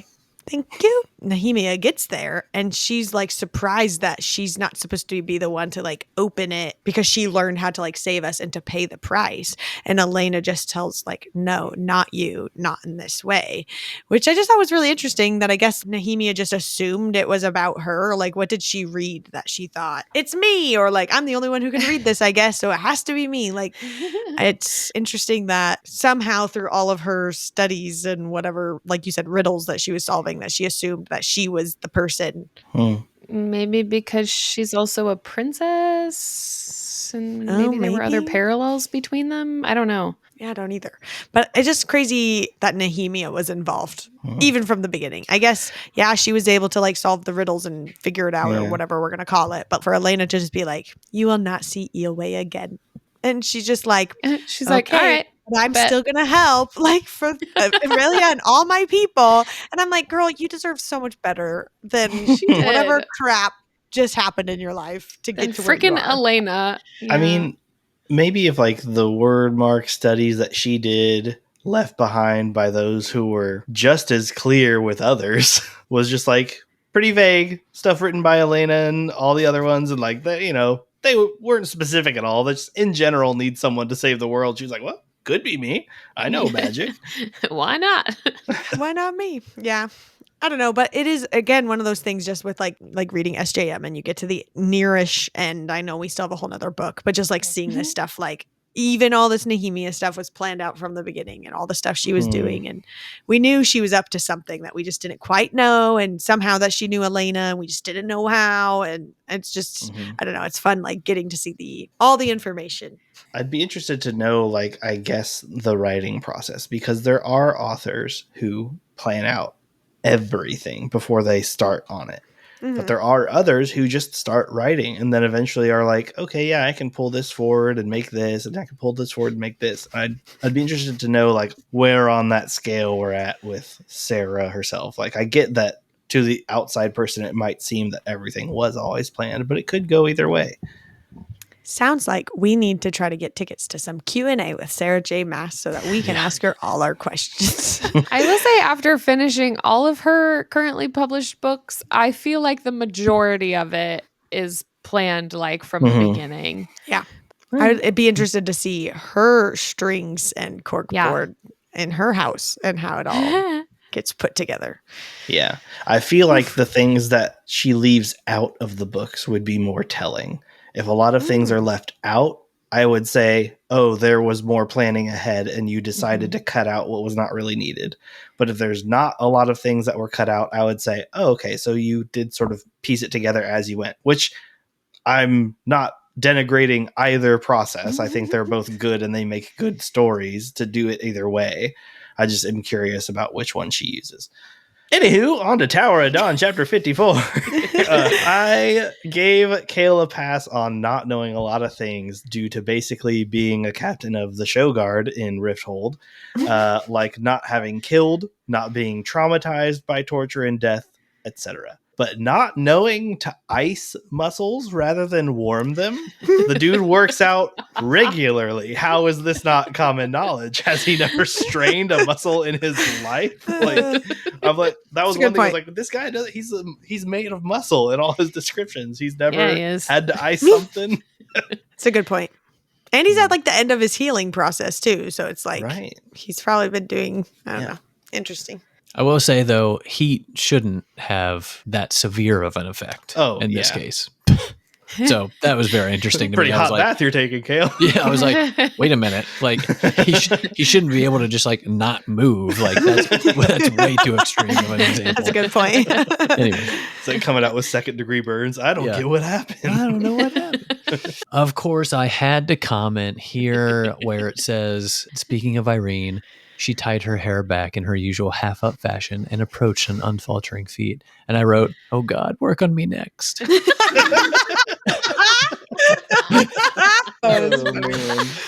it. On to the next chapter, I guess. I just wrote, I'm not the biggest fan of the introspection section for Chaol. I felt like it sort of forced him to justify the actions of others in order for him to forgive them, which isn't really something I would ever say is necessary.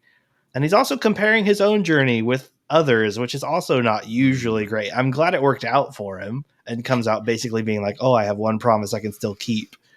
His methods, not totally on board with, but I'm glad it worked out for him. I did read this a little bit differently, and maybe this is what you're getting at, but maybe it's not. But like, I read it, it seemed like he was noticing the ways everybody like responded to and treated him throughout a lot of those like negative moments for him. Like, as we were kind of talking about, he takes everything like so personally and like internalizes everything I don't know, if such a personal level. But it seemed like he was just recounting the actions, but hanging on to like the care and the love they found or had for him after the fact. I took it as him like reliving those experiences and seeing it from a different perspective instead of his saying, woe is me, Chaol. Yeah. Just being like, oh, they actually did care about me. You know? I think too, in this moment, he actually had to relive a lot of those things in order to make the decision to like step out of it. Yeah. In the end. I get that. I guess the only part that I'm not fully on board with is like, for the same reason that he got into this mess, he's still, I guess, assuming the intentions of others. And like, it works out for the better because he's at least doing positive assumptions over negative assumptions. Still something he should probably talk out with these people in the future so he can like that's a good solidify that. But I don't know, but with his introspective in moment, and Irene goes in and is gonna get the evil stuff out and all the stuff. I just like this moment where he does think about his father, that his father, his asking prize, that he thought it was a prison sentence, but perhaps it had been a shot at freedom, at saving his useless wayward son from an evil that he likely suspected was about to be unleashed, which is like an interesting take on the way his dad's whole relationship, that the whole time he thought his dad was bad and was like letting him live his dreams, and really he was trying to save him from the evil that was happening there with the King of Otterland, which is also kind of what the King of Otterland tried to do for Dorian. I just thought that was really cute for At least Dorian. the King of Otterland could use that excuse for being a dick. Yeah, I'm like, he still pushed him down the stairs. Well, yeah, that's true. This is like, guys, Chaol is thinking good things here. You're defending on I know, Kyle's it's POV still, here. no, it's still good. No, I'm for it. I feel like this section made me so emotional. I think on my first read, this was the first time I cried, but I don't remember because First time initially ever in the whole series that you cried? yeah. Yep. Connor. I'm pretty sure. But I think part of the reason it's so emotional is because this whole healing session goes all the way back to his father is the first person he sees. And that just like gave me chills. Like her walking through his whole life and just like all the things that we've even seen him go through on page, but then even like stuff that was just memory for him, starting like all the way back there was part of what just made it so emotional, because she just lays it all out and you're like, oh, wow. This is honestly the sort of like introspective self-healing that I expected to happen before he could walk again. I like almost wish that this was the moment that happened, because this is him learning to move on, and that has been the thing that's been holding back his healing process. And like, I'm glad that he could walk earlier, but I feel like this should have been a bigger moment of healing in the and it was, because like he's like, oh, I have no pain at all anymore. But I feel like I wish this was like where you could move again, because it was literally holding him down and back. I don't know, because just thinking of myself going through things that I needed to heal through, like past traumas or whatever. And you get to a point where you do feel like you're okay. And then something will happen and you realize you're really not okay. And like it kind of hits you again. And then finally at some point, hopefully you find the part where you actually are okay and can move on and let it go and whatever. And there is some small part of you that's just kind of weirdly holding on to something, and but you finally let it go. And I feel like that's what we see with him, where he gets to a point where he does have a big breakthrough moment and he's able to walk and he's able to do these moments. And then we hit that rock bottom again, almost, where he's the worst and blah, blah, blah. And he kind of backtracks. And now it's finally like, let it go, move on. Yeah. I guess it could be seen as also in that line of thinking earlier. It was like, he is doing this a little bit for him, but also a little bit for Irene. Like it's for that relationship. And this is strictly for his own healing and like helping himself. Like you said, sort of backsliding. There's been a lot of times where Chaol has gone through healing and bettering himself and immediately like goes back into yelling at Desrin or yelling at Irene. And I kind of wonder if we're going to see that again with him, or if this is the point where he's like, no, I'm a better person now. And maybe he will be a better person or a better Chaol now, I guess I should say. But maybe there will be some sort of physical detriment. Like I said earlier, Irene was healing this old man. She didn't know what was wrong with him, but she felt like she just constantly needed to come back to him. And like, he constantly needs my healing or he will revert. And I feel like that was still like a foreshadowing of what their relationship is going to be, where it's going to be like, there is some sort of reliance on the relationship and Irene's support to him and Chaol's support to her. That's going to be like we're together forever, not only because we're in love, but because we literally need each other to live a fullest life or something like that. Whenever like they come out of this moment, next chapter or two from now, whenever it is, and they, hang out for a little bit, and then they're laying there, and he basically is like, you could be with me forever and stuff. And she's just like, I want the position of getting to like yell at you when you're going to go too far or something. And so I just feel like Chaol might have some Chaol moments, but Irene's going to be there and they did this together and they're going to like have that. And even if he does have those moments, maybe, but she's not going to like let him Chaol it up. That's kind of what I mean. Like they need each other. They're going to be together Yeah, it's going to forever be cute. to help both physically and spiritually and mentally and physically and physically. Hey-o. But yeah, so he's going through this, like, he just is like, he could stay here forever in this ageless dark. And the darkness whispered, like, yes, stay or whatever. And then he like looks up and he's like, but Dorian, ... new line, waiting for me. And I was like, bromance. Like, Dorian is the face he sees, and the reason he needs to keep going is like, they love each other so much. It's the most consistent love story of this whole series. It really is. I love them. I can't wait for that reunion. Like, they need to be back together. It's going to be adorable. He's like remembering all the things through the healing, and he remembers the line that Aelin had said, I think in Queen of Shadows, where she said, where he asked, what if we go on only to more pain and despair? And she responded that then it is not the end. And I know we've talked about this line, but it's just too good to not bring back up because I just love it so much. It hits. That's so when good. I started getting teary-eyed. Yes, it's so good. Yeah. And then finally he finds Irene through this whole thing, and you know, she's literally like, take my hand, like we can get out of here, kind of a thing. Because she says, but if you are kind to yourself, if you love yourself, and her mouth was trembling, if you love yourself as much as I love you, ... Then she like takes his hand and they get out of there. And that's when I started bawling my little baby girl eyes out. And I cried so hard. It's so good. This is when I cried too. I texted Lauren and I was like, I'm pausing here because I cried here the first time. I don't know if I'm going to cry again or not. And then I definitely did. I was like, update. And she sends a picture of her crying. But we go into chapter 56. He's like literally meeting the darkness. And it said, and when the darkness beheld him, Chaol slid a hand against its cheek, kissed its brow. And so I'm like crying from this other moment with Irene, but he's like kissing the darkness. I was very confused, and this was like a really the weird mafia moment kiss for me. of death. Like, I'm done with you. Get out of here. Thanks for the Kiss her wild goodbye. ride. Yeah, it just, I don't know. Slid a hand against its cheek. That's just like a little much. I don't know. The darkness is like, what are you doing? Stop. This is weird. I'm leaving. I don't want to be here anymore.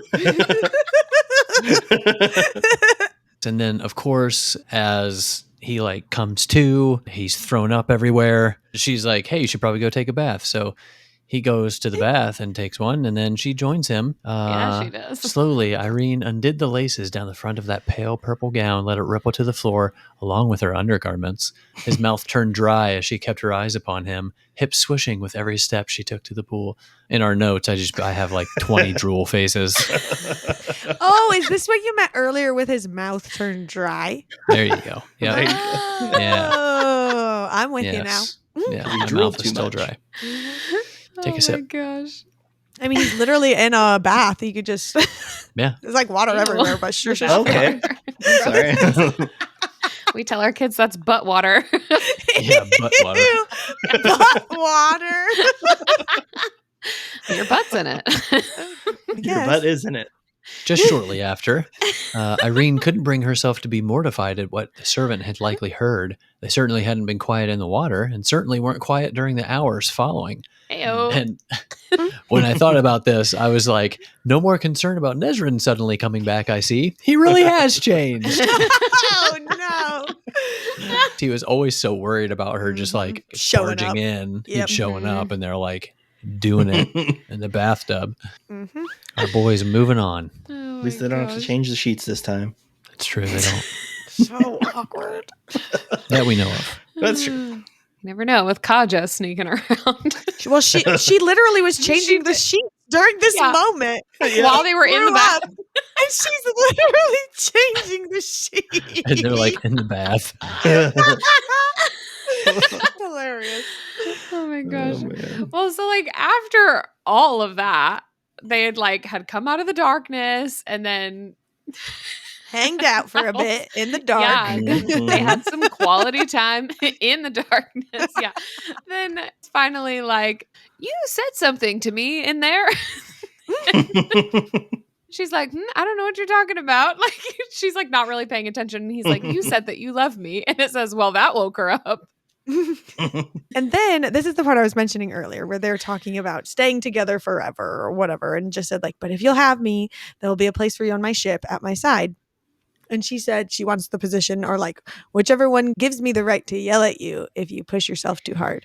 And it said a corner of Chaol's mouth kicked up as he hauled her over him. I think I know just the position. So first of all, adorable, cute. Yeah, he does. But are they like getting married? Is that what's happening here? He like basically proposed her to be together forever. And she said basically yes, but like not. And then they seal it with some hangout activities. So I think they're getting married. But probably. They're discussing preferred positions first, though. He knows just the position to start. We'll move on to other ones. He's open to suggestions. Empire of Storms, chapter 66. This is Adian's POV, and he was talking about how like he had all this training beforehand from like even when he was really young, and how is it Ro? Is that how we pronounce this guy's name? Yes. That he had been like the person who basically helped raise Adian, and he even like makes a jab at Gavriel that, you know, Ro is his real dad. That it just said that Ro had even known that Adian would serve Aelin, and when foreign armies challenged the might of the Firebringer, ... it might not be mere mortals that he faced. So basically saying like even from a young age that he was overly trained really hard specifically for like this moment. But it just made me think like, did Ro or whoever know about Elena's mistake and all the things and knew to like prepare Adian specifically for Selena specifically because it's somebody with Brandon's power?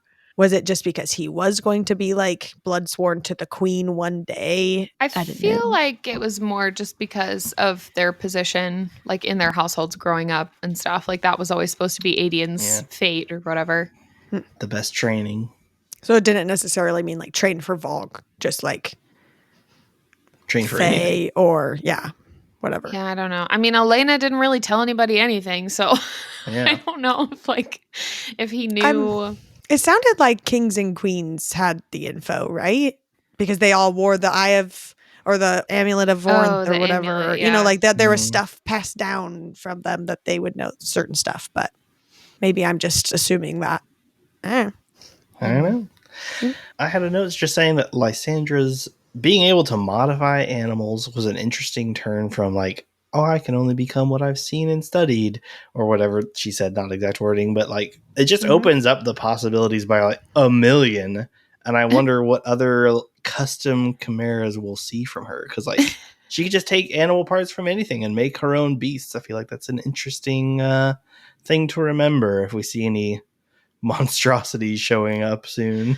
I don't think this is a turn from any of the original language, though. I think it was that she just had to be able to visualize exactly what she was turning into. Because, like, she was studying images of the sea dragon and stuff, but didn't it say when she turned into the sea dragon that, like, anything she didn't know for sure, she had to kind of fill in or something like that. And then, I guess she's like perfecting the form. Like, I think once she knows she just has to be able to visualize exactly like all of the pieces of, I don't know. I guess it was like a difference for me being like, oh, there's missing pieces that I can sort of fill in versus literally changing the scales to spider silk and like adjusting the form entirely and what it's made of, thumbs and that sort of thing. I was like, oh, there's like major changes you can make to these things. Well, she did say like she was gonna have smaller boobs when she went back to her human That's form. true. And she did. She did.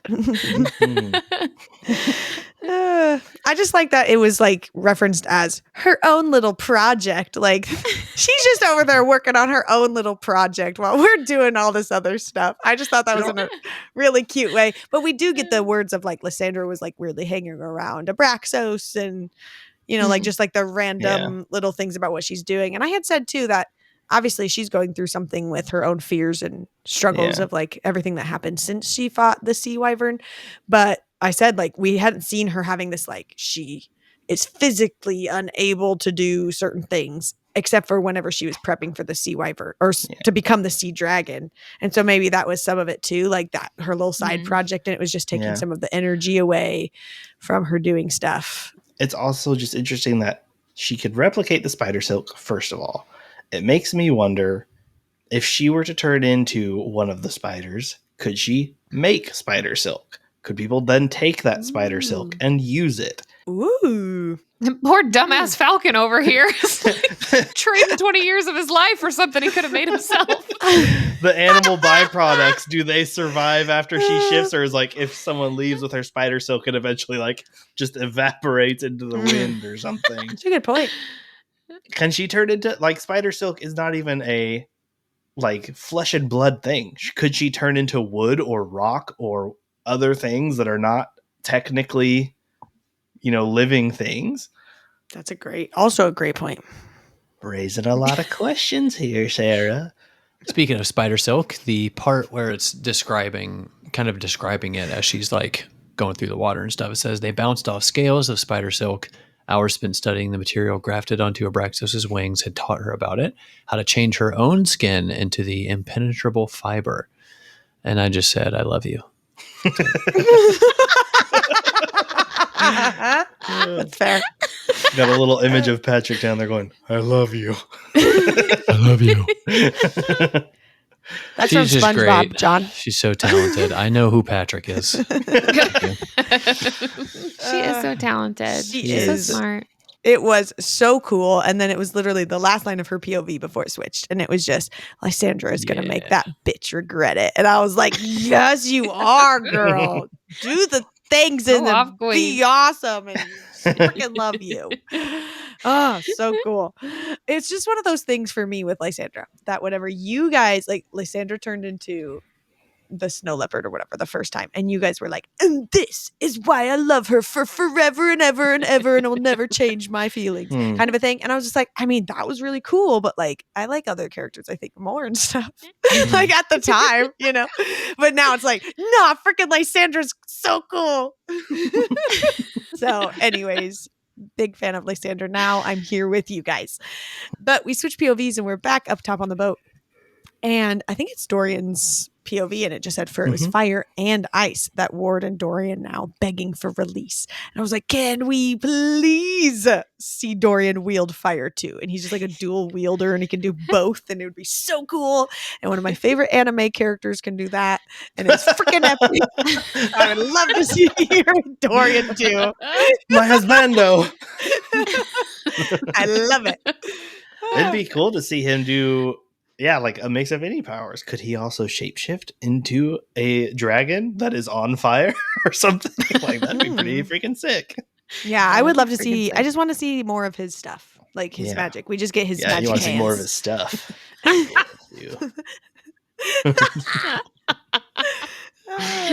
not denying it. You don't call him Big D for nothing. Oh, well, my last note from this chapter was the quote, now the Dark Queen's flag vanished entirely as Fae ships bearing the silver banner of the House of Whitethorn opened fire upon their own armada. Which is so badass. And I honestly just love that someone other than Aelin was responsible for this huge win.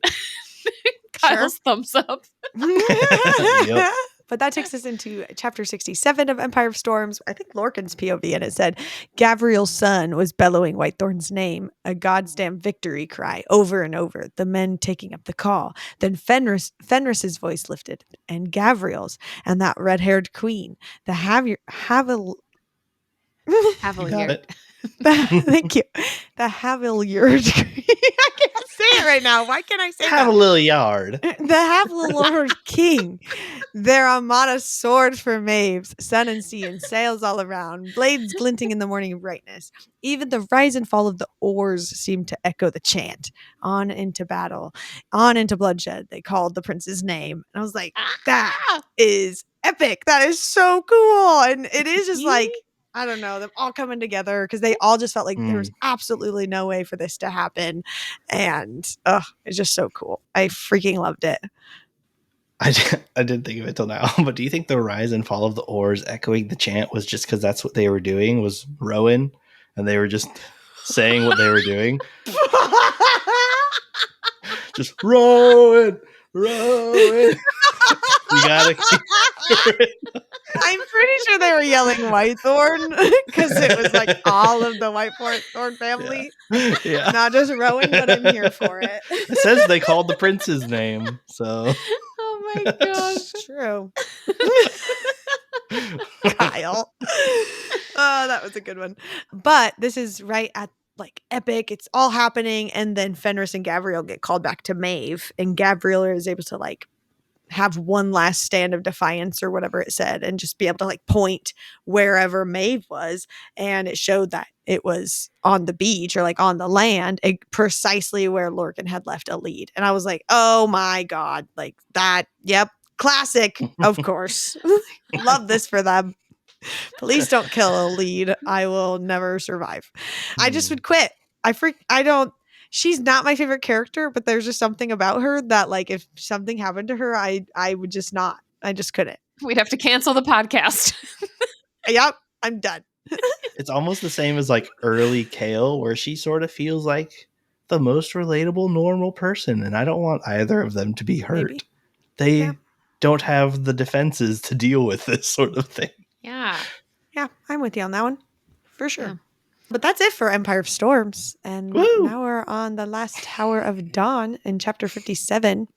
I think like I was expecting way more from Nezran and Sartak, from him like literally professing his love and then like getting sucked away from a spider and almost dying, and like her literally saving him and like this whole epic thing. But they just get like hugs and they just kind of like sleep next to each other in bed. And it's just like we went back to the whole first half of this series where like nobody would like touch each other. And it was just like, come on, guys. You literally almost just died. And you're not even just going to at least kiss or at least talk about it. That's frustrating to me. But hopefully we get some more later. Obviously, we're not done with this book. And To be fair, they're very hurt. Like, I think it even says like they were in far too much pain to be very touchy. So? Very true. You're going to almost die. You're not even going to be like, I love you. I'm not asking him to do the dirty. I'm just asking him to like profess their love. It said like they just passed out as soon as they hit it. That's pretty much true. like they're like they're down and out. They rode the Rook AO on the way back home. Then they had this whole like meeting with all the people. Right. Like, and then the next day they had meetings with all the people and they were just waiting around, and like Sartak just went to go get him some food. Why don't you also like, I don't know, fall in love? I'm just saying. So, maybe it'll be one of those things like, you know, how Connor and John said she'll be like, so before you were whisked away by the spiders, you said something. Look, I thought I was going to die. Maybe she's just waiting to have the conversation with Chaol. Like Chaol should have done to have a conversation with Nezran. I mean, maybe. I Or don't know maybe that she's he waiting should for a have. more private room that doesn't echo throughout the mountain where they could. Does it? Does it echo throughout the mountain? How loud is she going to be? How loud is he going to be? You said he was going to take all day. All Yeah, all day. That is true. And right now they have some time, but they don't have all day. I know. I'm aware, and I don't need them to He's gotta take clear all the day. calendar. It may also be that being the prince he is, there's like, if he shows that towards her, the likelihood of her being a target might skyrocket by like her other siblings or whatever. So he doesn't want word to get back home. And I know like this group doesn't really communicate with home, but No, he Not a good enough excuse. he's the one who did profess his love and feelings and all the things. And in a even cave full of spiders, no one was listening. He even said I was, but she even said that he had loved her from like even just knowing her name, and he had just been like waiting for her. And so like I feel like they're back and he's just doing that again. Like he's waiting What for a her to simp. make the move. He's put it out there and is waiting for her to make the move. So she needs to get on it, girl. Literally. Down it. That's fair. Hop on that route, girl. But instead her only comment is like, your hair is shorter, and I don't know how I feel about it. Like, girl. That was a game changer. She's like, ooh, you got me the ick. It'll literally save their lives, but sure. Anyways, we do get this interesting, like, I don't know, tiny side bit about Lysandra here, even though it's in Tower of Dawn, because they're talking to Falcon about Lysandra and how she thinks that's probably his niece, but it said like only the description did not like match. Said that the mother had described a plain brown-haired girl, not a black-haired, green-eyed beauty. So it's just kind of interesting to get like maybe a tiny look at what Lysandra is technically supposed to look like, since Lysandra herself says that she forgot what she looked like, so she can't go back to that since she can't like forge it and like make it up and stuff. Little moment for Lysandra. Yeah. Changed from dime a dozen to a dime piece. Sure. But that's what she was doing. I mean, she was trying to like be Yeah. That's what she was doing. That was the game the most plan. attractive. Yeah. Anyways, it ends with Nesrin getting a note from Chaol, and it said to come back as soon as possible, kind of a thing. And so it says, if Chaol, who never asked for help, never wanted help, had told them to hurry, she glanced toward the council, still waiting to announce their decision. But Nesrin only asked the prince, how soon can we be airborne? And that's where it ends. Dun, dun, dun. Dun, dun, Put your pants on. We got to fly. And that takes us to thoughts and theories. Kyle's up first. Give us your thoughts. Give us your theories. I think that even with the info Aelin and Manon have gathered and possibly will gather, they're still going to end up outplayed by Maeve in this scenario. Like I said earlier, Aelin and Maeve have similar personalities, but Maeve's been playing the game for centuries. She literally made the game, according to our newfound lore. She came here and started this whole event. And also, since Lauren was talking about the trope in an unrelated story, another book she was reading, I think we're due a third act breakup. This group has come together too well and too cohesively to not be due some more dramatic tension between them as a group. Not any specific couple breaking up, but possibly leading to like a falling out or splitting of the group where both sides hold similar goals, but varying methods to achieving said goals, especially if, I don't know, like Manon's very concerned with finding the 13, that if that's a priority to her, that would drag her away from what they are currently doing. I could see maybe some people going with her, some people staying with Aelin, if they even get back right now. But I don't know what else there really is for Chaol and Irene aside from solving the murder. I still am suspicious of Duva for no reason other than her new ring and her being conveniently alone in the castle due to premeditated maternity leave. Premeditated. Her pre-existing condition. Yeah. I think Nesrin and Sartek like show up last minute, sort of saving Chaol and Irene, because I feel like Chaol and Irene are getting real close to the danger zone again of dealing with Vogue. So maybe they'll swoop in just in time to be like, we made it to save you, while simultaneously filling them in on all the stuff they learned from the spiders and while they were out riding rooks, as the kids say. Okay, but with what you said at the very beginning, you said Yes. that Aelin and Manon will gather as much info, but maybe still get outplayed by Maeve. But like all the info they're finding out has nothing to do with Maeve. I know, but I don't know if they're going to get any more info.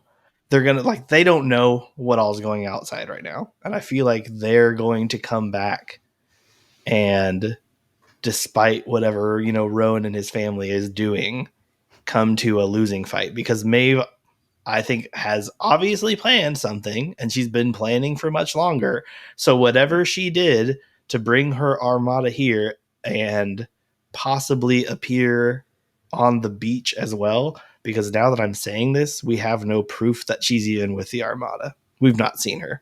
We've seen her armada. We've seen a person approaching on the beach. Nothing has explicitly said Maeve yet. I assume that's who it is. But if it is her alone with a lead and Aelin and Manon, you know, appear back on the boats, that's still, I don't know who's going to get over there fast enough to do anything about it. But also kind of interested on why a lead would be the go-to for Maeve. There's so many other pieces that would be more, I don't know, beneficial. Are you reading my thoughts and theories right now? Nope. I was not even looking at the notes. Is that you? Go on.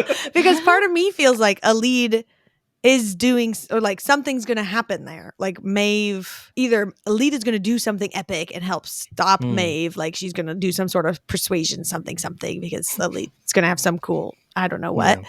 She's going to make Maeve fall in love with her. Yeah. But it also just like, did Maeve go to specifically find a lead? Or like, did she do it because a lead is something? Or maybe to get at Lorcan because somehow she knows about, a lead in Lorcan? Or was it just really bad luck that Lorcan left her on the beach and Maeve is showing up there? If it is Maeve at all. Because you are right about that. No one has said the words, it is Maeve. It's just something appeared out of. She sent messengers and stuff like that. No, it's like something appeared out of the darkness, or some figure just magically appeared, or whatever it said. With Manon and Aelin in the mirror, can they get out? Is there like I don't know that there's a clear exit. Like, are we? Is it just like one of those once they get to the end of the message, it just boots them out of there? Like, I don't know. You're done. I know. Is there a ton of more story to learn? Or is it just like we've learned it and then the next thing we see is them popping out? Or do we not know the full story yet? So I'm really interested in that. I do hope that the people in the South continent start showing up again with the people in the North continent, I guess. And they can all just be together finally, especially Dorian and Chaol. I think it will be adorable. But before they can leave the South, they have a lot of stuff to do. They are supposed to figure out who the Vogue is there. I still think it's Katja, and who also killed the little sister. And then this is a shout out to my friend Dustin at Get Lit Readers. You should follow him. His theory is that the sister is the Vogue, and so like that she's actually alive, the Tumaloon, and that she's the Vogue the whole time, and that's where she's been, kind of a thing. So maybe that's the case, because now that's in my head since he mentioned it to me. And then also, I still don't know what's going on with the mom. I just have weird feelings about her. And there's just stuff going on with the Coggin family, whatever their names, all of them are. Yeah. And then they also need to figure out like how to read the scrolls, or are they taking them all with them, or what's happening there? Because I feel like that's also going to have a lot of answers. So there's just a ton of things left to do in the South, but we only have like 100 pages or something. So knowing how SJM books typically go, we're probably going to get just as much information in these last 100 pages of both books as we have in the literal previous 600. So it's going to be a crazy ride no matter what we learn in the next section. Kind of scared, honestly. But that takes us to the cry counter, everyone. I cried one time for Chaol and Irene in chapter 55. So I am now at 21 times of crying. 21. Kyle? Connor? I also cried one time in chapter 54, 55 for Chaol. And that brings me to a total of 7. Nice. Gentlemen? Nothing new. Nope. My eyes ran dry. Have an emotion. Kyle's eyes are dry. John's mouth is dry. Guys need to hydrate. Oh my gosh.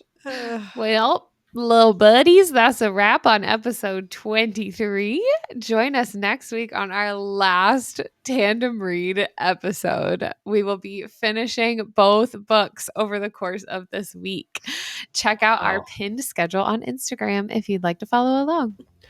Or you can also follow along on our Tandem Read bookmarks, which we have on our website, along with other merch inspired by our ACOTAR reaction videos and the silly things we say right here on this podcast. Our website is betweenpagesandfriends.com, and of course, it will be linked in the show notes or description box below. While you're there, go on and sign up for a monthly newsletter and check out our Patreon for a community of amazing book aficionados. Until next time, stay wordy, stay nerdy, don't stress, and stay blessed. Stay blessed. We got it. Bye-bye. Bye. Nailed it. Bye-bye. Get out That of was here, a good you crazy episode, kids. friends. That was a good one. It's pretty good.